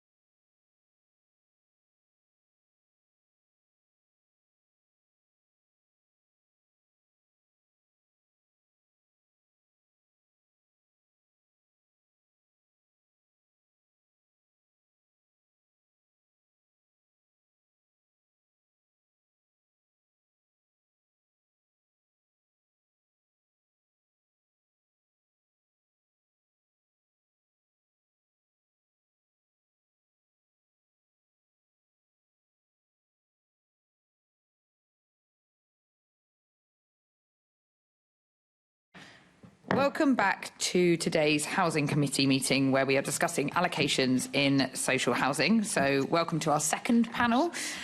Just to state that we were expecting Abdi Hassan, founder of Coffee Afrique, but unfortunately he's not able to make it now. But in the room we've got Kwejo Tayamboa, the social housing activist and writer, and Pippa Maslin, policy and campaigns manager at Merton Centre for Independent Living. And joining us remotely, we've got Asha Nolf, Business Support Officer for the Deaf Ethnic Women's Association, and a warm welcome to the British Sign Language interpreters who are with us in the meeting. So we've got Andres van Nieuwkerk and Liz Scott. Please do let us know as we proceed if there's anything we need to be doing differently to aid the interpretation and Asha's participation. So we're going to move on to our questions. So the first question will come from me and then Assembly members will come in. So starting with Kwejo, what are the key barriers that Londoners face in accessing social housing? Is it this one? Yeah. Thank you for inviting me down today. And I think there's a number of areas in relation to allocations, and in fact I had a conversation with someone only a few days ago, and it was about the book Debt Trap Nation, and it focused on women, often single mothers or survivors of domestic violence, who find themselves trapped in a cycle of debt which bars them from accessing social housing. Many local authorities and housing associations disqualify applicants with rent arrears or debt, even when they stem from low wages, benefit delays or poor housing conditions. And it's created this perverse situation where those most in need of stable, affordable social housing are excluded because of the financial hardship caused by the housing crisis itself. Systemic failure of housing allocation policy turns often a symptom or structural inequality into a barrier to stability and recovery. And I wanted to focus on that area specifically because I deal with a lot of, especially women fleeing domestic violence, and we need to recognise how expensive it actually is to be homeless in a city like London. And I can explain that, especially for like single mothers in particular who are in hotel rooms, for example, with no access to cooking facilities, so therefore has to pay money to buy takeaways or eat out on a daily basis. And often, if you are in a hotel, you don't have access to washing facilities, so therefore you have to go to the local laundrette and spend money. And these costs rack up, often affecting individuals which are struggling financially in terms of money management, and those costs continue to build and often lead to them being in debt. And as a result of that, they are then locked out from accessing social housing, therefore condemned to a cycle of poverty and homelessness, which I think is a massive failure of allocation policy at the moment. And then we come on to Shelter's report, My Colour Speaks Before Me, which focuses on racial discrimination when accessing social housing. And it found 63% of black-led households in temporary accommodation had been there for longer than a year, whereas the majority of white-led households have been there for less than a year, and that was 57%. Black-led households in temporary accommodation are twice as likely to have been in temporary accommodation for longer than 5 years. And black families facing homelessness are less than half as likely to access social housing in England as white families in similar circumstances. I then wanted to talk about, if it's fine, should I pause? I can continue. Systemic failures in allocations, a postcode lottery in Bandon. Why should access to safe housing depend on which borough you live in? The same medical condition gets you Band A in one borough and Band C in another. The opaque bidding system. Tenants bid for years with no feedback, no transparency, no accountability. It's not a system, it's a black hole for them. And then digital exclusion. If you don't have a laptop or speak fluent English, you're locked out of the bidding system. And that's not choice-based lettings, it's exclusion-based lettings. And then disabled tenants, accessible homes are misclassified, under-advertised or simply not built. Councils demand endless medical evidence but offer no adapted housing. And there was another case that I wanted to touch upon, and that was an individual. This was only a few months ago. It wasn't actually him that reached out to me. It was his Macmillan nurse, and she reached out to me because she was really, really worried for him. She informed me that he was homeless. She informed me that he had a stage 4 brain tumour, and she also informed me that he had made representation to the local authority, which didn't want to give him homelessness duty. And what I found out was the oncology team had to actually pause his treatment because he had nowhere safe or decent to return to as a result of being homeless. And unfortunately, that's not the first case that I've dealt with situations where people have advanced stages of cancer who are either homeless and not receiving the housing support that they need, or are in social housing and not being assisted in regards to moving as a result of their developing illness, and they are not being seen as a medical priority. And it just baffles me in terms of allocation, but also treatment of those individuals, because if we are not looking after them, then what does that mean for everyone else who isn't having to battle with an illness like advanced stages of cancer? Yeah, that's really powerful. And just really shows how far we've drifted from our kind of duties and our morals. I'll go to Pippa, and then I'll go to Asher. Could you repeat the question, please? Yeah, Zoe? so it's just what are the key barriers that Londoners face in accessing social housing? Okay, well, I think I'd like to make it clear, first of all, that I'm not just speaking about Merton when I talk about disabled people's barriers to social housing. We are linked into a housing network via Inclusion London, and this year in particular has seen, I'm sure you're aware of the Barriers at Home report that was launched earlier this year, but we've also been running focus groups with 7 deaf and disabled people's organisations across the borough, and there's been 2 housing focus groups with staff. So I'm going to try to speak in a way that's representative of disabled Londoners and social housing, and I wanted to make that clear from the beginning. There is an awful lot to say. The really short version is that there are barriers when it comes to applying for social housing, to being assessed for social housing, and then to being allocated for social housing as well. And I have here a few pages which try to summarise what the main barriers are for each of those 3 stages, and what the suggested solutions that we in the disability justice sector have. So I can elaborate on all of those areas, but I know that I don't have the time right now. So would you like to, would you like to hear about anything in particular?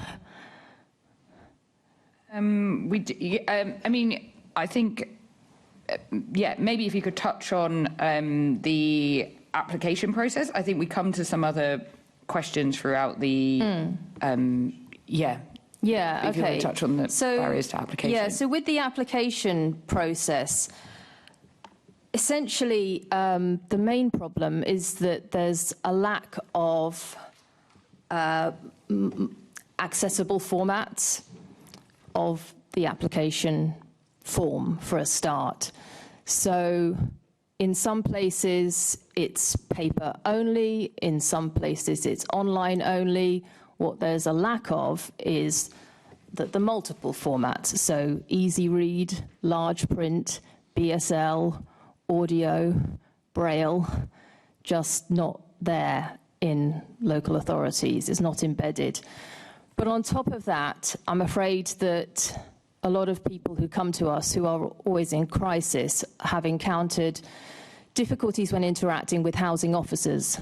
And I'm not here to damn all housing officers. There's variety in every field. But the kind of the basic support that people need to access the application process is often not there.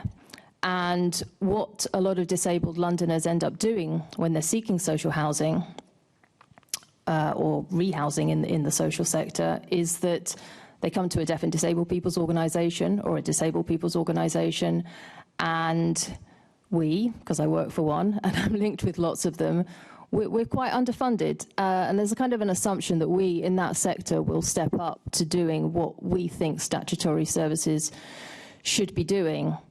We know that councils arguably are underfunded, but at the same time, I'm sure you can imagine how distressing it is for people if they cannot even negotiate the application process in social housing and the circumstances that that leaves them trapped in. So I think from what I've said, the solutions are quite obvious.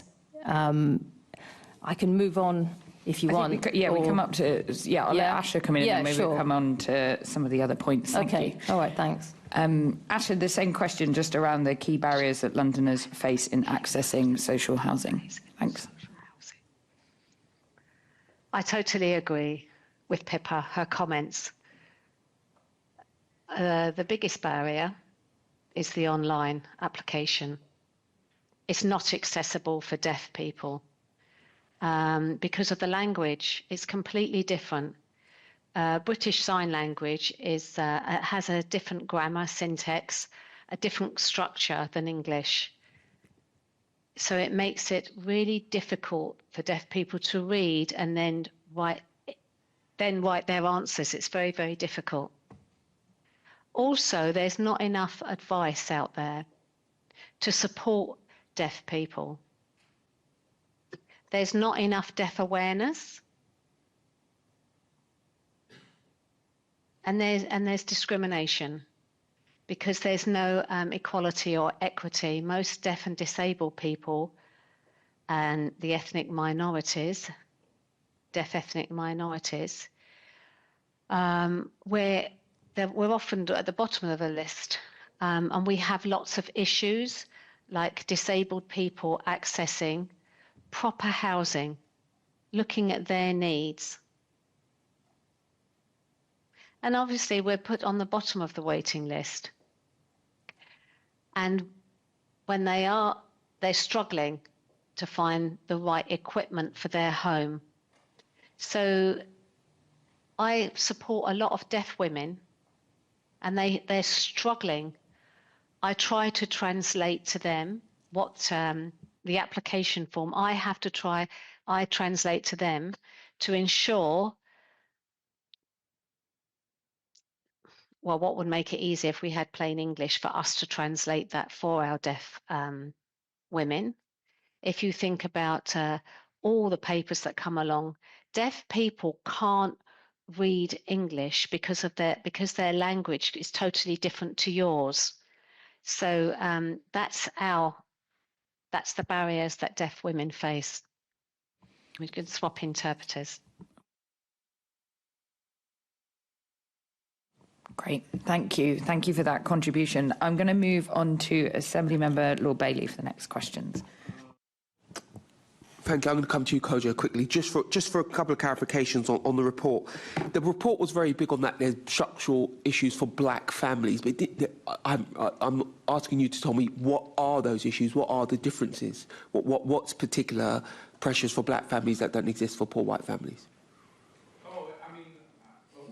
I mean, I have to make it clear, in regards to this, it's not black families versus white families. I want to just put that out there. I mean, anyone struggling there's many people in London and beyond struggling in relation to allocations, but many of the families that I deal with happen to be from black and ethnic minority groups, and it could be something as basic as communication and looking for support and advice and help in terms of that allocation process. I mean, I have one lady, for example, a black lady, at the moment who has been fleeing domestic violence, and this is in London. She approached the local authority and had a whole host of issues, and I've explained this yesterday, but one of the issues was she was eventually, after really fighting, put into temporary accommodation, and after a few days returned back to her temporary accommodation to find a half-naked man asleep in her bed. And what had happened was the council had double-booked a homeless individual into her room, and her belongings had been removed, taken out of there, and actually put in a cleaner's cupboard.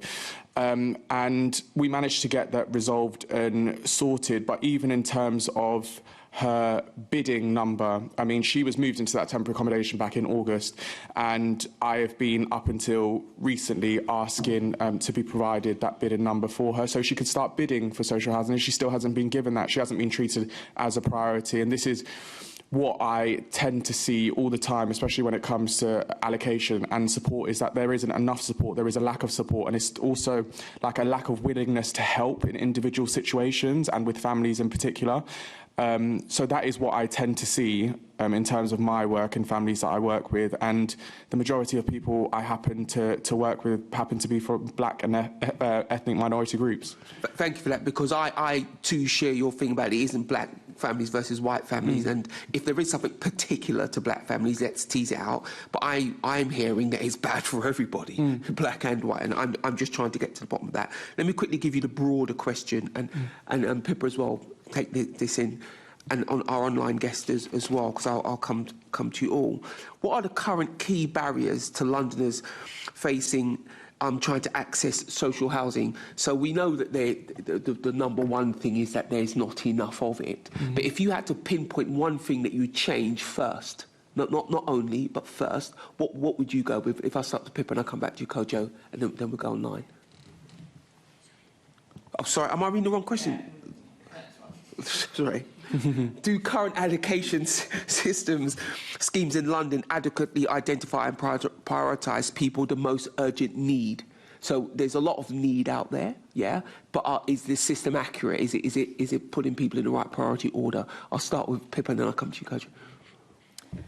Okay, thanks. This is an opportunity for me to talk about the assessment process, because that's what's supposed to match people's needs to the accommodation. Now, the research that the Housing Network in Inclusion London, of which we're part, has conducted, has really revealed that there are systemic problems with what is known as the medical assessment process. Okay. So it varies from borough to borough, but essentially what doesn't happen is that, firstly, there's a lack of transparency about how people are being assessed. People are asked to give a lot of information, provide a lot of medical evidence. It's not always clear who, as an individual, or which body is going to make the assessment. There's no individual contact with the disabled person between the person assessing them and therefore making the decision. So basically, if I take, for example, in Merton, there's a form. It has to be accompanied by medical evidence. It gets sent off, we get told, to somebody called an independent medical advisor, who looks at everything on paper, who doesn't have a conversation with, let alone visit, the person in need, and then makes a decision about what their priority is. So it gives them a certain number of points, or in a rare circumstance, gives them what's called overwhelming medical priority. And the housing team use whatever assessment process there is to then somehow decide which band they go into on the housing register. But we really feel that it's so odd that there isn't much individual contact with the person. It seems bizarre to us that people are being asked to give medical evidence and that somebody remotely just says, okay, well, all right, you get 10 points or 20 points. So sorry, just to interrupt you, but so the one thing you would change, or, let me not put words in your mouth. Yeah, go on. You think there should be someone who visits, who physically sees the person they're assessing? Absolutely. They should see them in the home in which they are living in and see for themselves what the difficulties are. And it's only then that they can really understand how to match the person to a better home, a suitable home.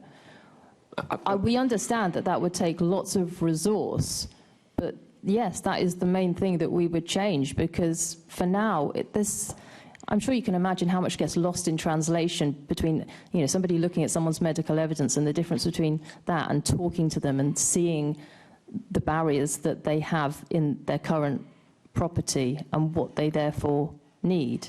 I say, if I come to you, Kojo, what would you change? So we've had one change because in this committee we have spent multiple years investigating the problems and will continue to do so. But I'm always interested in what could be done differently. So in this process, what would you like to see done differently if it's just one thing?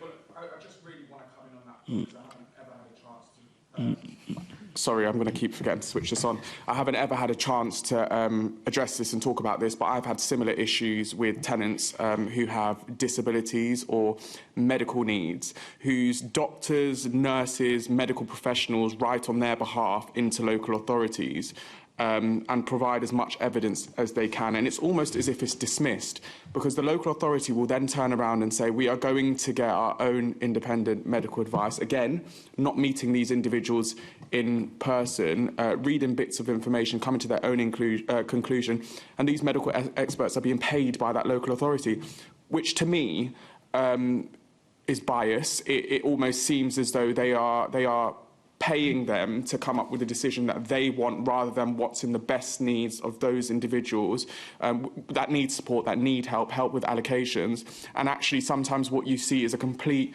opposite in terms of information and report from a tenant's or an individual's own GP, doctor, nurse, compared to a medical advice being given by a third party employed by local authorities. And that huge disparity there, I think, creates massive unfairness for that individual who, in the cases that I've seen, are absolutely suffering and need help and support. And it almost seems to those tenants that the local authority is doing absolutely everything in their power to avoid having to help them.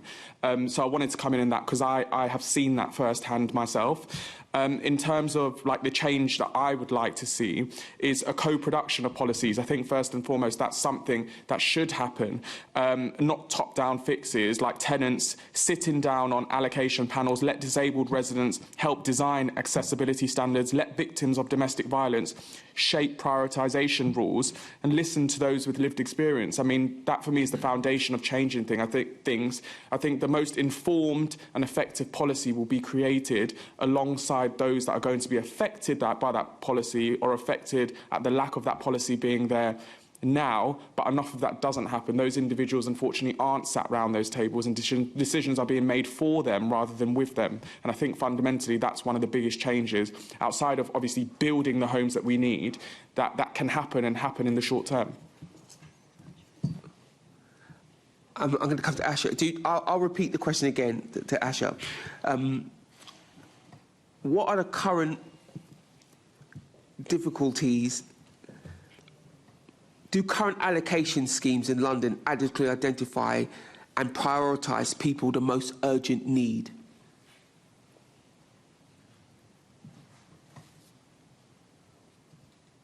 I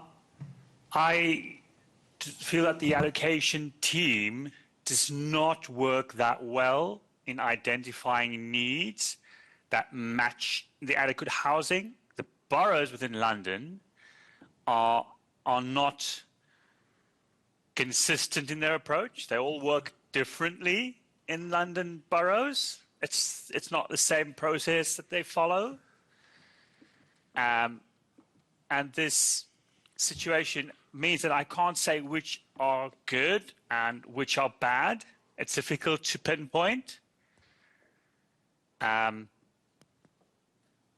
They have to follow a guideline so that we all know what to expect, regardless of which borough it is. It'll make it so much easier if we all just worked in the same way. Okay. Thank you for that. I'll come back to you one more time, Kojo. This idea of a co-production of policy is a powerful one. It's quite useful. But in your estimation, would you have any sympathy for councils? Because I truly believe they're not doing this because they're wicked. I think they don't have the resources. Hold on. I'm coming there. And do you think it would help some of the people that you're working for understanding the pressures that the council have? Do you think they'd be more sympathetic to the council's plight than maybe the council believed they would be, so they should be more willing to have them in a forum together? Well, it's a very, very interesting question. In terms of sympathy, I think the majority of people understand the pressures that local authorities are under, especially in places like London. We know in terms of the funding cuts that they have faced, especially over the last decade, and how resources are having to be stretched in order to cover multiple departments and try and deliver for the people of London. But in many of these instances that sort of I'm seeing, it comes down to something that costs absolutely nothing, and that is, in cases, showing basic human respect and decency to the people that you are working with, and trying to support them. And I think, so for me, I think actually having tenants going through this now, or individuals going through this issue of poor allocations at the moment or struggling with allocations on panels and this idea of co-production, rather than giving a better understanding to individuals outside of local authorities, I think it will do the opposite and actually get those within local authorities to understand the plight and what it is that individuals are having to face because of policy and policy acting as a barrier. And I think it is really, really important. I actually don't know why it hasn't been sort of introduced already as an absolute fundamental and basic when it comes to policy creation. They will be getting it right first time round, or it will be as informed as it could be, rather than, again, decisions being made for those on the receiving end of policy. But I think it benefits both parties here. It will benefit local authorities, but also I think benefit those who are at the moment really, really struggling and facing the barriers of sort of poor allocation policy at the moment head on. Okay, I find it interesting that it's one of the things that we as a committee will be taking back to the Mayor. I'm going to come to Asha one more time, Asha, and ask a specific question. What more could the Mayor be doing for the deaf and disabled community in London to help allocations? You talked about there not being a direct translation between English and your language. Could he pay to have those documents, to have that resource exist?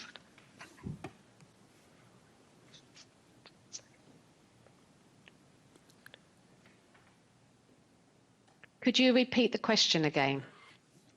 I'm asking, you talked about the difficulty between moving from the technical English jargon in the application process to interpret it for deaf people. Could someone, the Mayor, pay for that resource to exist so that people could, on a very basic level, just be able to understand the documents?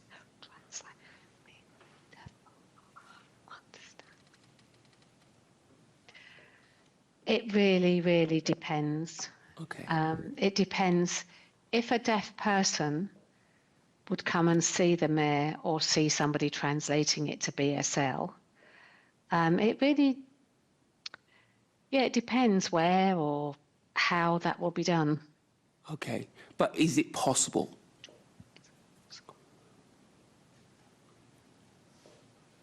Could you just expand on that? Are you saying maybe go online and see a deaf interpreter? Or yeah, in order to make that happen, what would it take? Would it be online? Would it need interpreters in the room? Would it need a different set of documents? What would it take? Okay, this is my view. A lot of deaf people, when they see things online, it's not clear. Okay. So maybe they should have an advocate with an interpreter to translate that, to make sure the client understands what's being said.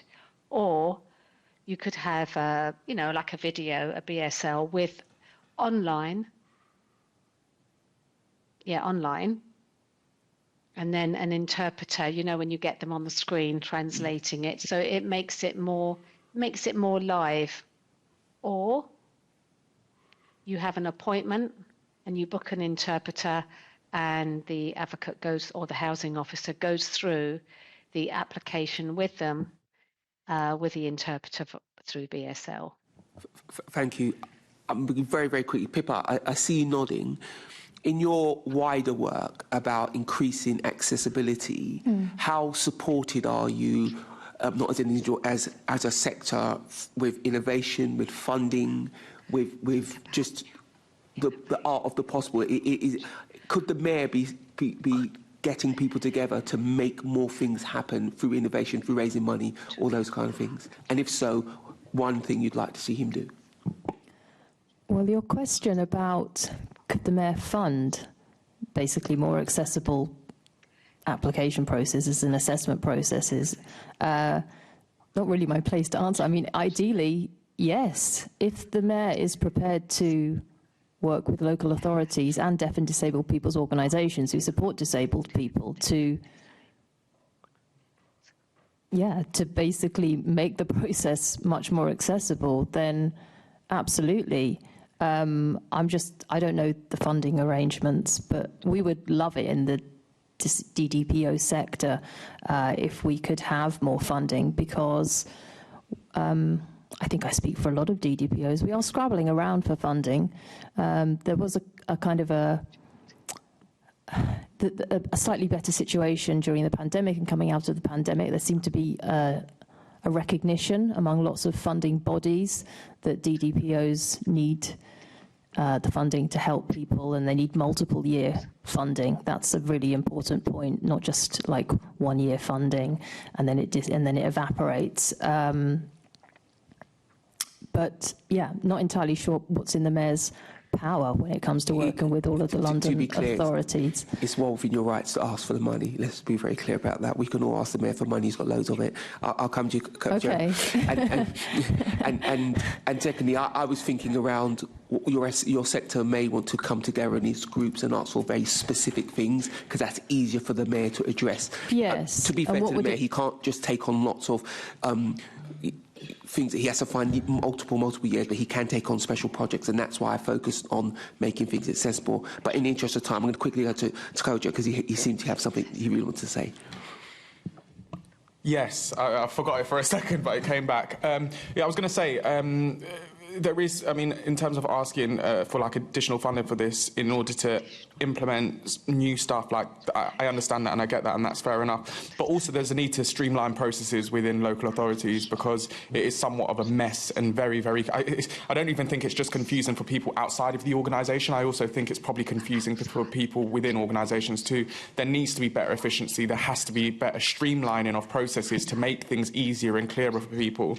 And right now that's not the case. I think what's also important is for individuals, especially those that are homeless or those that are vulnerable or have additional needs, to have a single point of call or access at local authorities. And you'd think that was the case, right? You'd think everyone would have that, especially if you're homeless or vulnerable or have additional needs, but it's simply not the case. I deal with homeless families on a daily basis, and constantly having to chase staff for the same bits of information or ask the same questions or being told things that are incorrect is something that happens on an almost daily basis, and just increases the struggles for those that simply need social housing, need stability, need security and somewhere affordable to live, and don't have it, and it makes things a lot more difficult for them.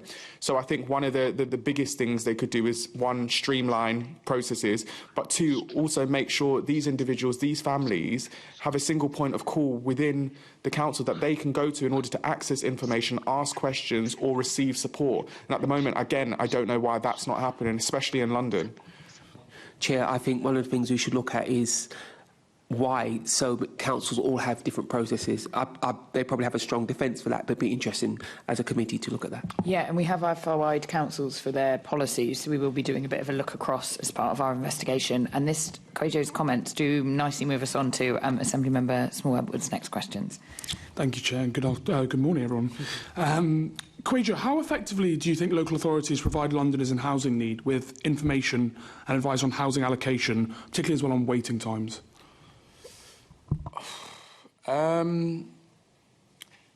Not effectively enough, I don't think. I'll be honest.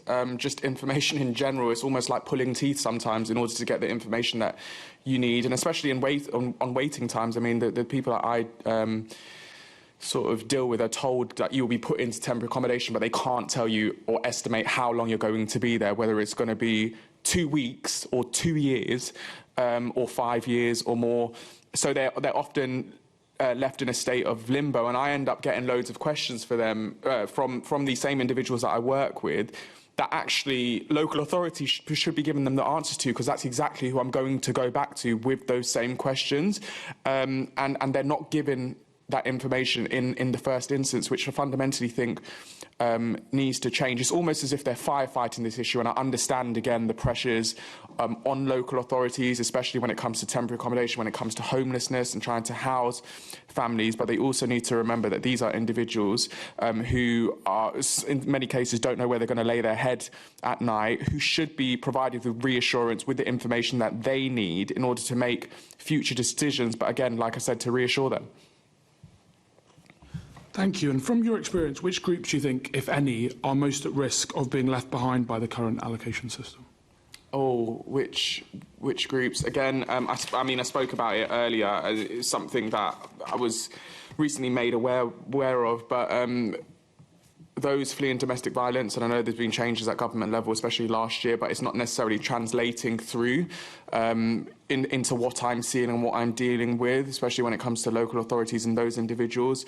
Single mothers, kids and families, those with disabilities, that's another massive issue. In fact, I put an FOI in a few months ago. We did a report with Sky, and one of the questions was, well, how many, to some of these local authorities, well, how many people with disabilities needing accessible housing have you got on your waiting list? And some of the councils came back and said they had no idea whatsoever, like they had no idea how many they had on their waiting list, which to me was absolutely outrageous and disgraceful, quite frankly, especially in relation to those with disabilities. And I work with many families with disabilities who are homeless and stuck on waiting lists or waiting for an accessible house, or an accessible home. So those are the sort of groups, I guess. But in general, for everyone, it's really, really poor at the moment. And things certainly, for me anyway, are far worse under local authorities than they are at housing associations at the moment. Thank you for that. And what do you think is driving like unfair or discriminatory outcomes? Is it the policy themselves? Is it individuals within councils? In the previous panel, a stat was given about the discrepancy in terms of, I think, the wait period for a social home for white families versus black families. But it was looking at England as a whole, and obviously black families are largely concentrated in London, often in boroughs with high waiting lists. So I think that was an example where, and there might be deliberate discrimination there, I don't know, but the nature of the statistic which was provided lends you towards an outcome that might not actually be accurate. So I was just wondering, what do you think is driving those discriminatory or unfair outcomes? Is it deliberate discrimination? Is it the policies? What is it? I think, in all honesty, it's a mixture. In some cases, it depends who's on the other side of the phone, quite frankly, which is, and what mood they're in, how they're feeling. But again, there's also policy which often gets in the way of decisions that I think fundamentally needs to be made, and the default is to go back to policy. We can't do this, we can't do that, when actually the humane thing to do is actually look for an alternative solution to help this individual. And enough of that, I don't think, happens. Again, efficiency and streamlining processes for local authorities, that doesn't happen enough, and in fact makes things harder for them in regards to their job.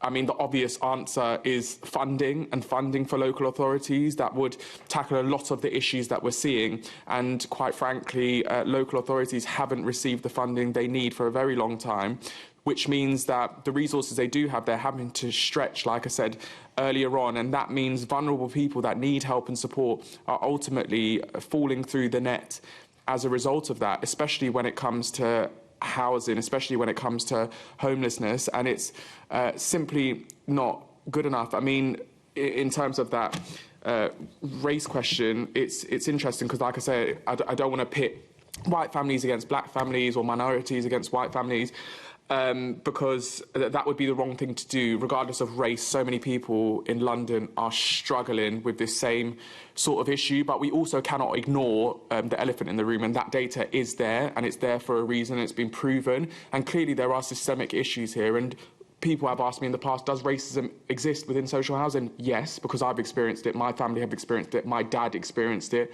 I watched him having to go into local authorities and the way he was spoken to when it was us that was homeless. So do I believe it exists within the housing sphere and social housing sphere and under local authorities?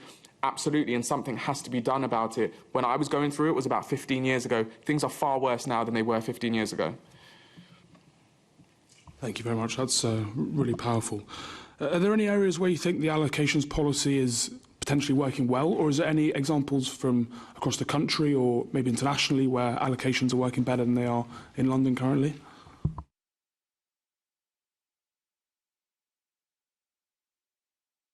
The housing crisis that we're facing in London at the moment is huge, and we're in a very, very difficult situation. In terms of my experience, off the top of my head, I haven't got examples of where it's worked well, unfortunately, because for all of the people, the thousands of people that have reached out to me, they all reach out to me, unfortunately, because they don't feel like they're receiving the service they deserve, they so desperately need. And for those that are homeless trying to access housing, whether that be duty, whether that be being in temporary accommodation and wanting or needing social housing in their own space, they don't feel like it's working and they're getting the support they need. So unfortunately, I don't have examples of where it's working well or if it's working well.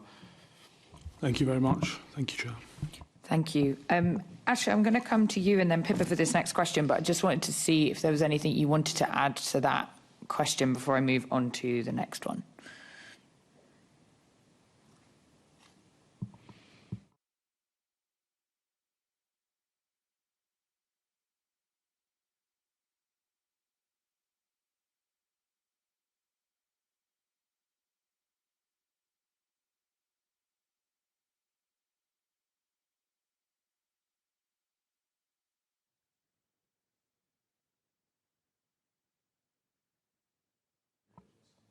Okay, sorry, Ash, we can't hear you in the room. Sorry. He's now been. You okay, Andy? Is he back? We can't hear you. Can you try and? Okay, so I will voice over. Okay. Okay. So if you could repeat that. Sorry, Asha, I'm not sure what happened there, but yeah, if you could start with that response. Thank you. Okay. I just wanted to add about the risk. There's a higher risk for, I would say, for deaf women. They're at higher risk of deaf women for domestic violence. And the higher risk is it's communication. They don't know where to go.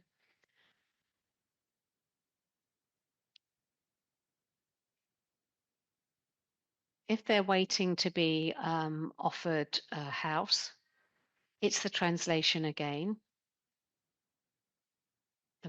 It's the information which is mainly online and paper form, and they've got no access to British Sign Language. Thank you. Sorry. Oh, no, that's okay. It's okay. Oh, no, you can go. If you want to add more, that's fine.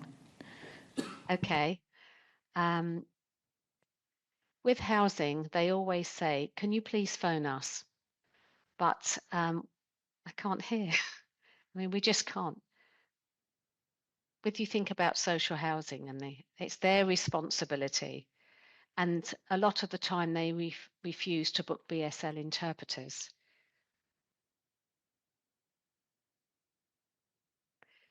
It's a disadvantage for deaf women because of their disability and they're being discriminated against. So once they completed the application form, the process should be smooth. The process should be easy, whereby a lot of our deaf women feel sidelined. Okay. Thank you. I think you've really articulated some of the issues really clearly there. The next question I was going to ask is how can things be improved? And I know you just mentioned there around the inaccessible forms, the expectation of a phone call and the lack of BSL interpreters, but I just wondered if there was anything else that you think could be improved in the allocation schemes for deaf and disabled Londoners. Can you hear me? Yes, we can, yeah. That's good. So the only improvement really is that you need to provide VRS, video relay services, so that deaf people can access interpreters anywhere, be it at their house, be it at a council building, in any place they will be able to access an interpreter. So if that could be set up in all of the London boroughs, that would just make it so much easier to access. But again, people are trying to make calls. Often what happens is that they try and contact existing VRS, but there's no one picking up, it's not being answered, interpreters are not being provided, or if it's remote, they don't turn up, or, you know, if they have someone in face-to-face, or you try and text. So now we have more and more deaf people who try and use their phone to text and trying to use their phone to connect to a remote interpreter. These are things that will make lives easier. Thank you. I'm going to ask the same question to Pippa, which is how could allocation schemes be improved to ensure deaf and disabled Londoners are better supported? And I suppose it's picking up on what Kwadwo was saying as well. It would be good to understand whether you understand that councils understand the needs of the people on the waiting list. Yeah, I'd like to echo a lot of what Kwadwo has said about having a single point of access, about streamlining, and also about embedding co-production with the people on the end of the services. But one thing that I haven't talked about yet is, which is really pertinent, which is about, is picking up actually on what you said, Kwadwo, about the fact that a local authority might not even know what houses are necessarily out there that are suitable for disabled people. And we find, for example, in Merton, that because all the housing stock was given to housing associations, the council would say, well, the housing associations will be able to tell you what stock there is so that we can match people to match and meet their needs. But the housing associations say, oh, well, the council has 100% nomination rights. So you're bounced between the two. But one of the things I think that's really missing, and this is probably something that the GLA could have a hand in influencing, is that at the moment local authorities don't seem to be compelled to have an accessible housing register, whether it's all council housing in that particular borough, or whether it's a mix of that and housing associations, or it's wholly housing associations. As I'm sure a lot of you, if not all of you, are aware, you know, the GLA used to have a London accessible housing register.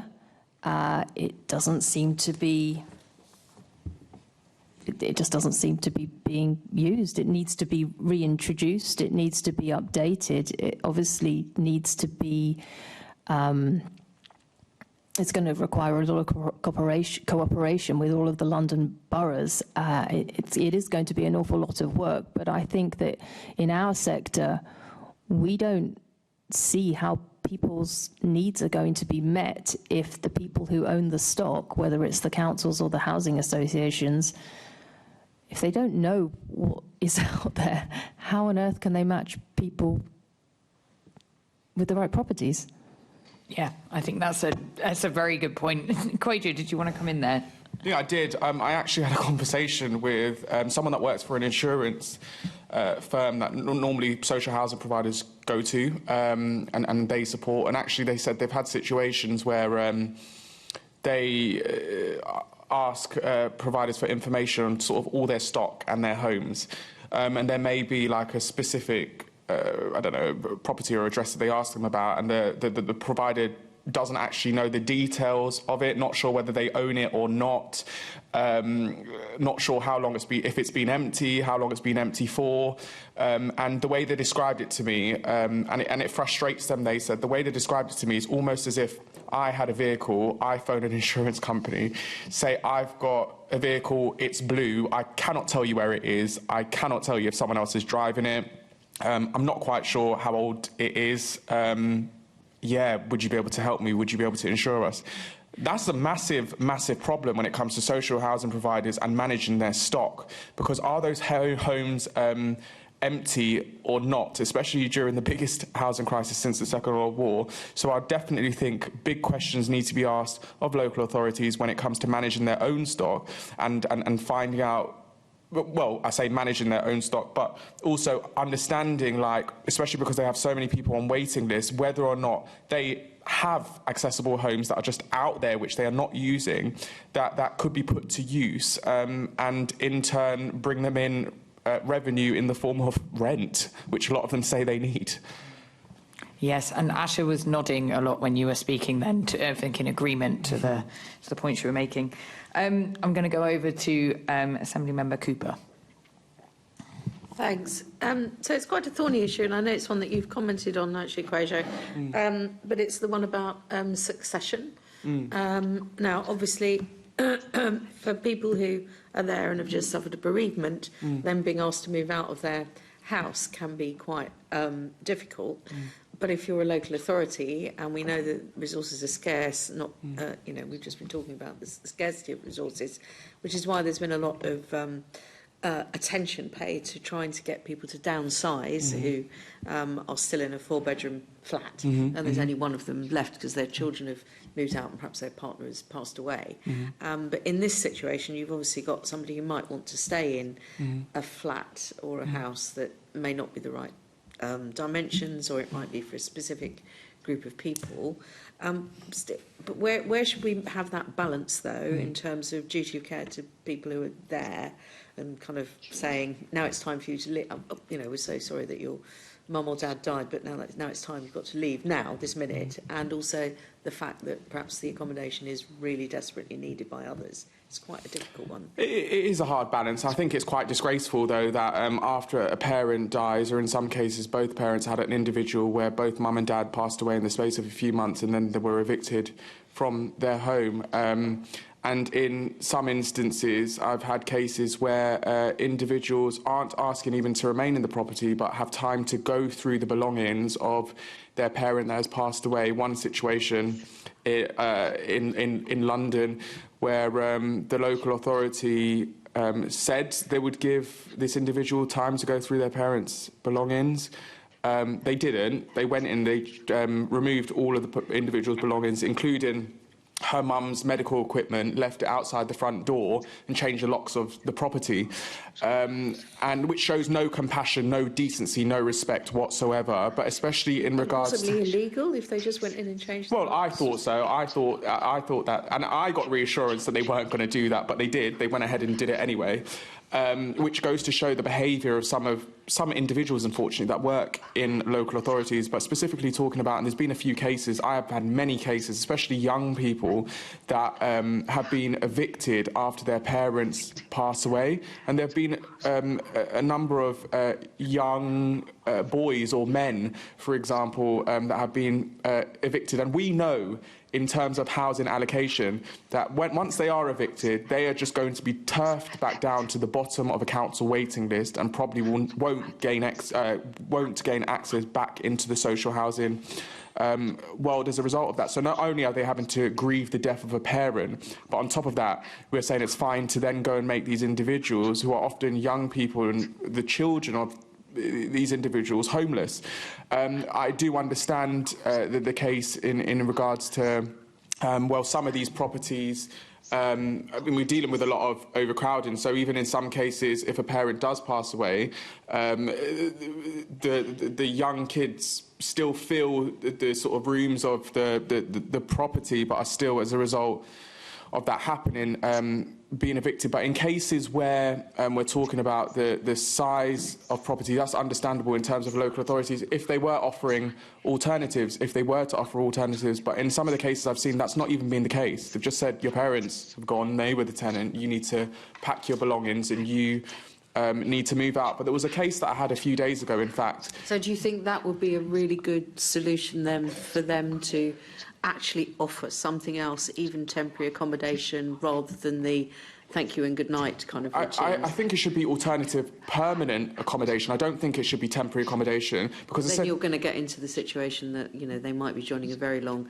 housing queue that's already got 4,000 people on it or whatever. You know, I mean, they're already in permanent social housing, because so basically what we are saying is we're making the homelessness crisis worse, because we're essentially evicting people from secure housing back onto the bottom of a temporary council housing waiting list, and they're then going to have to be placed in temporary accommodation. Like I was describing, those individuals, especially young men, young boys, who will just not gain access back into the social housing world given the crisis that we're facing. But from the local authorities' point of view, they might have a family with 4 children and 2 adults in temporary accommodation that is really inappropriate, is massively overcrowded, it's damp because they're breathing, and it's quite hard to stop people from breathing. Apparently there are other consequences if you don't breathe.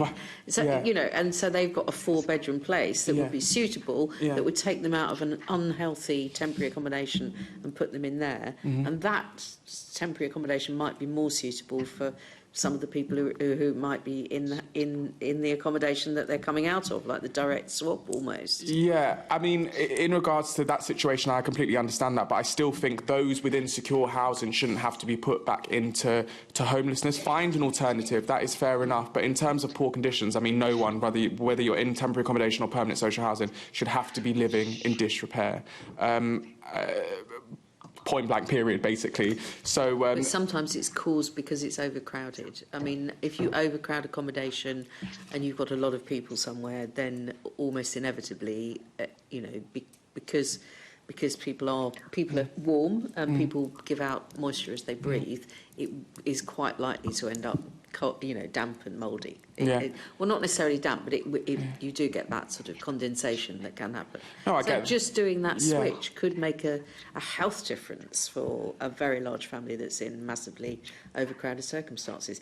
I mean, I'm just saying that to you. Yeah, you know, I do really difficult questions. I do get what you're saying, but it's in terms of tackling this homeless crisis too. Are we just replacing one individual with another individual, or are we actually beginning to tackle the crisis that we're facing? And the ultimate answer, as we all know, is we need to build the homes, and the homes aren't there, and there has to be a focus on building social housing, because all of these families that we're talking about, whether it's a family of 4 or a family of 2 that's lost their parents, we need social housing, because that's the type of home that they are waiting for. They need so desperately, and unfortunately, I mean, we're still knocking down and selling off social homes whilst we're also having these conversations, which I think is quite frankly ridiculous. But I think from government level, we have to recognise these scenarios that we're going to be placing people in. If we don't begin to tackle this crisis, we're already placing them in, and we need to get building the homes that we actually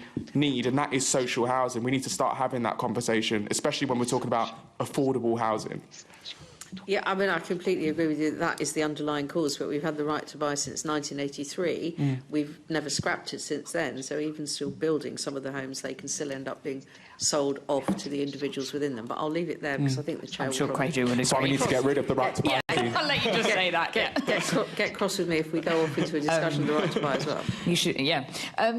Assembly Member Small Edwards wants to come in for follow-up, and then I'll go to Assembly Member Mohammed. Thank you, Chair. Just on that, just come back to the succession point then, Kwejo. Would you advocate for some form of succession rights for children of tenants? It might be not necessarily in the flat they're currently in, but some form of permanent succession right for the children of tenants. Well, there are some social housing providers that actually put clauses into their contract which says that the children of that tenant can't succeed a tenancy. The spouse might be allowed to, but the child can't. I don't understand why that's the case. I think that is absolutely ridiculous. I think that we need to look at. I know with the housing crisis, we've got a housing crisis. We're in the middle of the biggest housing crisis since the Second World War, but we need to look at that and address that issue, because in some cases what we're doing is making children homeless once parents pass away. So I definitely do think we need to look at succession rights for the child of sort of adults that pass away, their parents that pass away, and that's something that I think needs to be done sooner rather than later, because I'm seeing an increase in numbers of those cases happening. And it's just, I mean, I come back to sort of the moral argument of this. I just don't understand how during the biggest bereavement I think anyone could possibly go through, especially if you're close to your parents and losing your parents, within the space of a few weeks you can be told that you're also being made homeless and you need to pack your stuff up. You need to go through your parents' belongings, sort it out, and then you need to find alternative accommodation because we are not helping you. Or you go back to the bottom of a council waiting list, hope they put you in temporary accommodation. That may be in poor condition, also while you're grieving.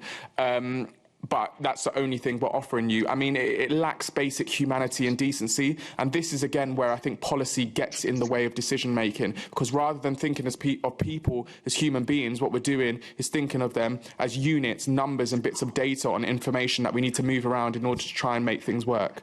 That, for me, is a problem. Thank you. And you mentioned the underlying cause of this, which is obviously a lot of social homes being sold off since 1983, not enough social homes being built. The Mayor and the Government now obviously have their plan to build council homes on strategic parts of Greenbelt land. Is that something that you support? I think homes need to be built. Again, we're facing the biggest housing crisis we've faced since the Second World War. We need homes. And I think there's this argument sometimes made, and we absolutely have to look after the environment.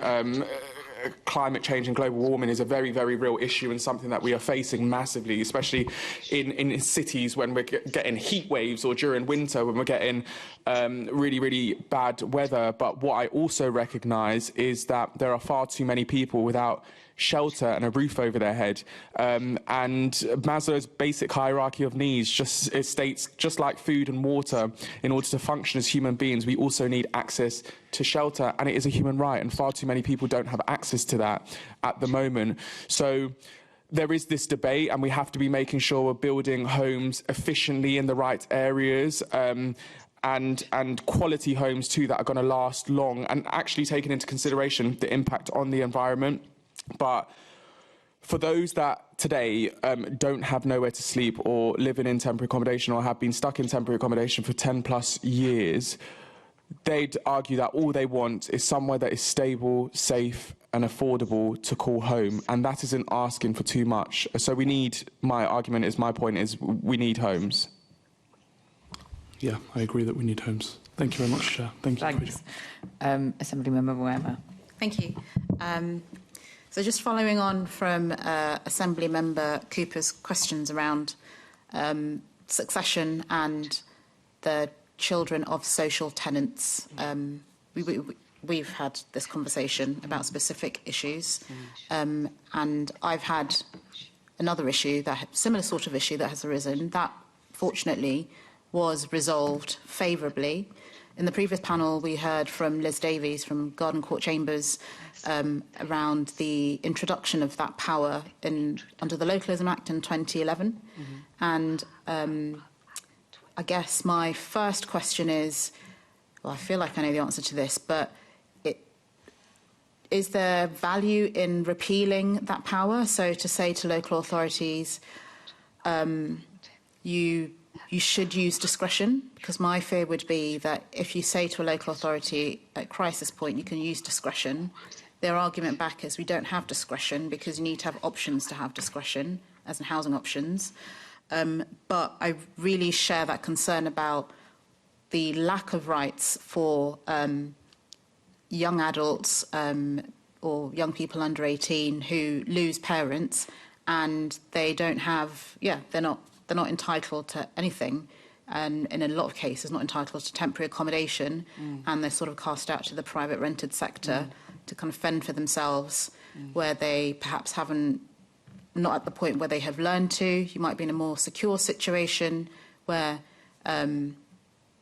you have been able to kind of be supported to do that, and having to figure out how to be an adult by yourself after having been bereaved, I think is one of the most, not only heartrending, but just really brutal areas. But I do think that there is an area of policy that perhaps the Mayor could intervene on, or at least kind of make the case to national government, because that change sits with national government here in London. I wonder what those changes, from your perspective as a campaigner, I know this is how you entered housing campaigning, but what, from your perspective, how might that work? Because we don't want to replicate the very good reasons why we got rid of succession rights in the first place, where people were being locked out. So if your family wasn't in already, you're not getting onto the estate. We don't want to replicate that, but we have got, at the moment, what I think is the worst of all worlds. So I don't know what your thoughts are. Assembly, just quickly, can you succinctly summarise the question just for Asha, just for the long introduction? Can you just succinctly say what the question is, just so I'm sure that Asha... Oh, yes, of course. Sorry, Asha. So I guess what I'm asking is, the first bit is around that, what your views on any changes or repeal to powers in the Localism Act, so that right to do what local authorities are doing right now. The previous panel thought a bit of nuance around it, not necessarily no, but no generally. The second point is, what changes, if any, would you like to see the Mayor push for in this particular area of policy? Because in the London Assembly, that change in powers sits with national government because of devolution laws and policies and so on. So, yeah, what changes would you want to see? Like 3 things. Well, it's a very, very interesting question. I mean, you mentioned that point about young people, and I think there is a culture here to look at young people and think, well, you're young, pull your socks up, get out there, sort yourself out, fend for yourself sort of thing. And I think what we risk by doing that, especially surrounding succession, is that we end up, after a bereavement, after losing your parents, then condemning that individual, that young person, to a cycle of poverty or potential homelessness.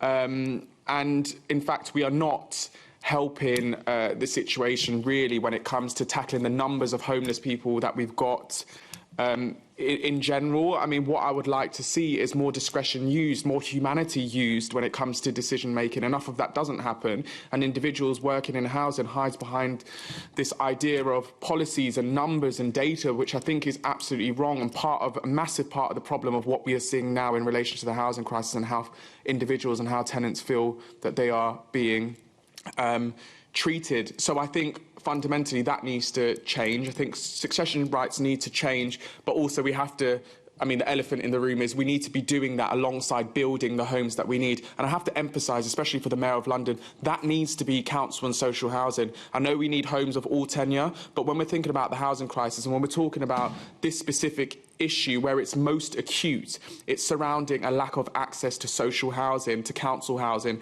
and that is fundamentally why, first and foremost, it has to be a priority in terms of tackling the housing crisis in London. So I think, I mean, that would be the first thing that I would like to see. I did have another idea in my head of what I wanted to see, but it's completely gone out of my head. And I know a lot of this is going to talk to policy change, is going to have to be done in terms of policy change from a government level, but we have to recognise there's a massive issue here. There is a situation where, again, we will end up condemning young people to a cycle of poverty. But not only that, we have to think about the knock-on effects it will have on them. Some of these young people are in education, some of them are studying at university, some of them are in that sort of position between leaving education and getting a job. To be made homeless in between that, or told you need to enter the private rental sector where costs are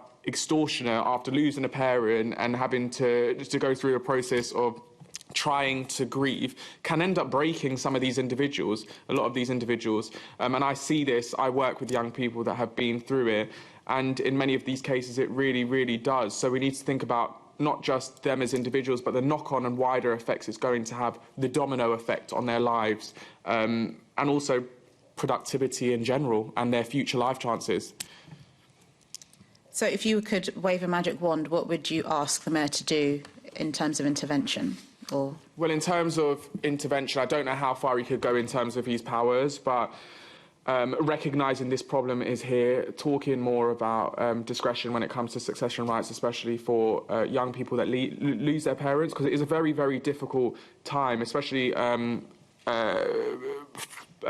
it comes to discretion from local authorities. I think a lot more needs to happen around that, and sensitivity shown to those individuals.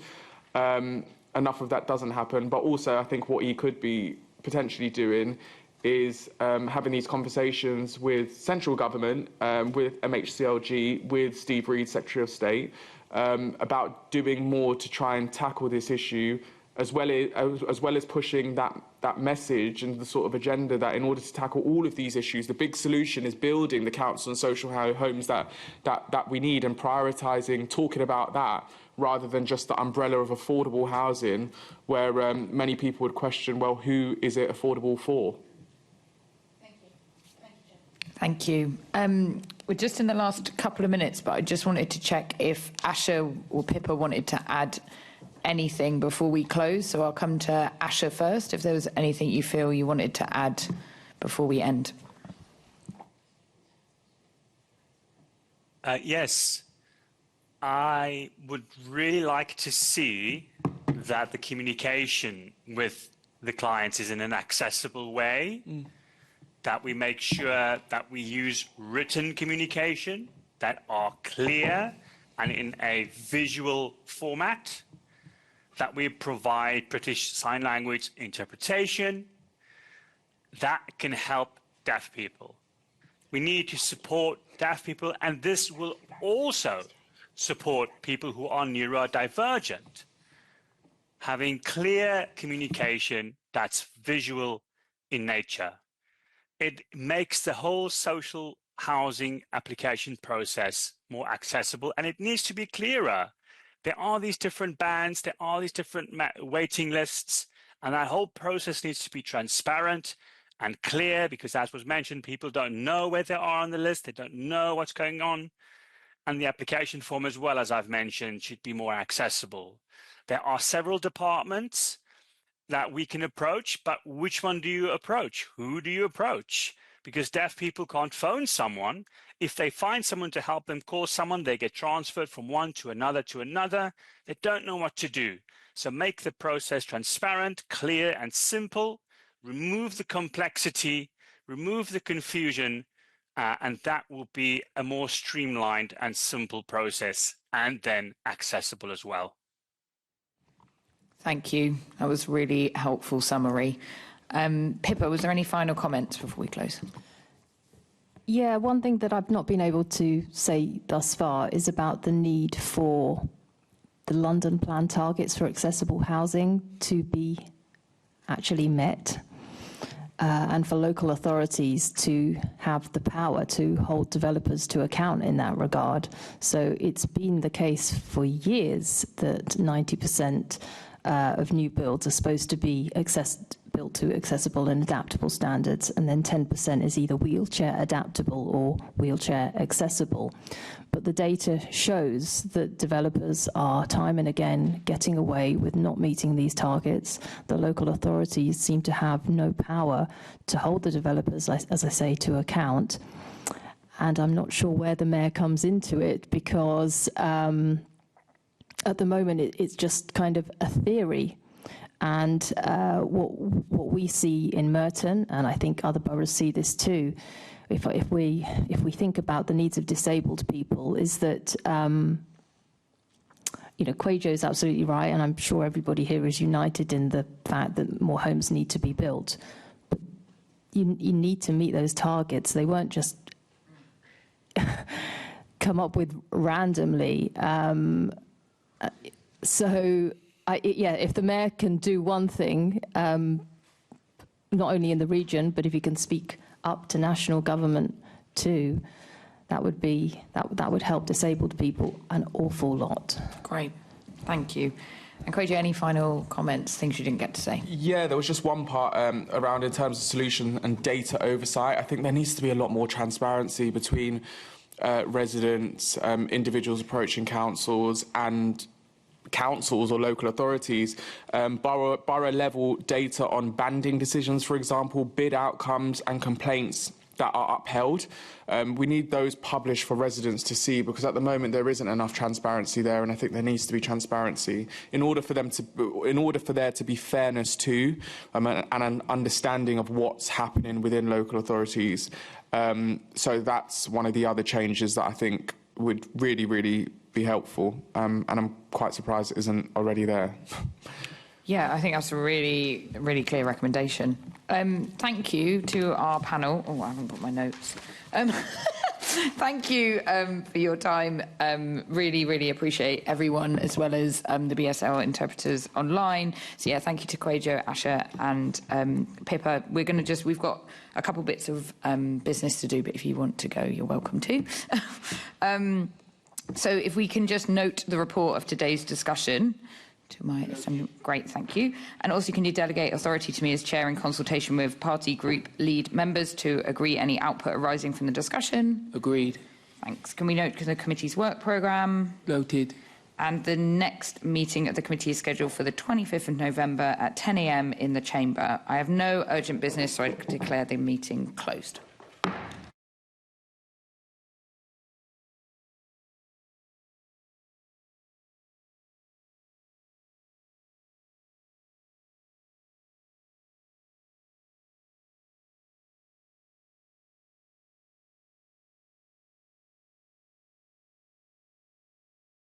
London Authority. Please stand by.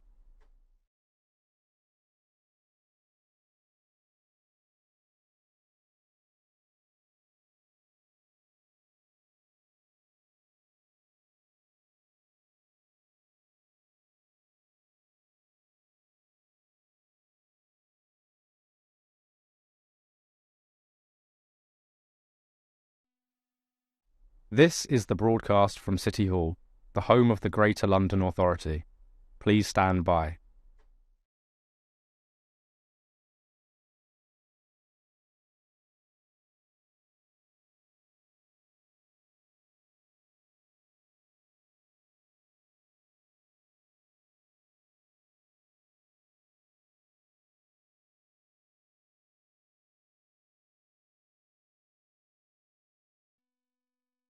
This is the broadcast from City Hall, the home of the Greater London Authority. Please stand by.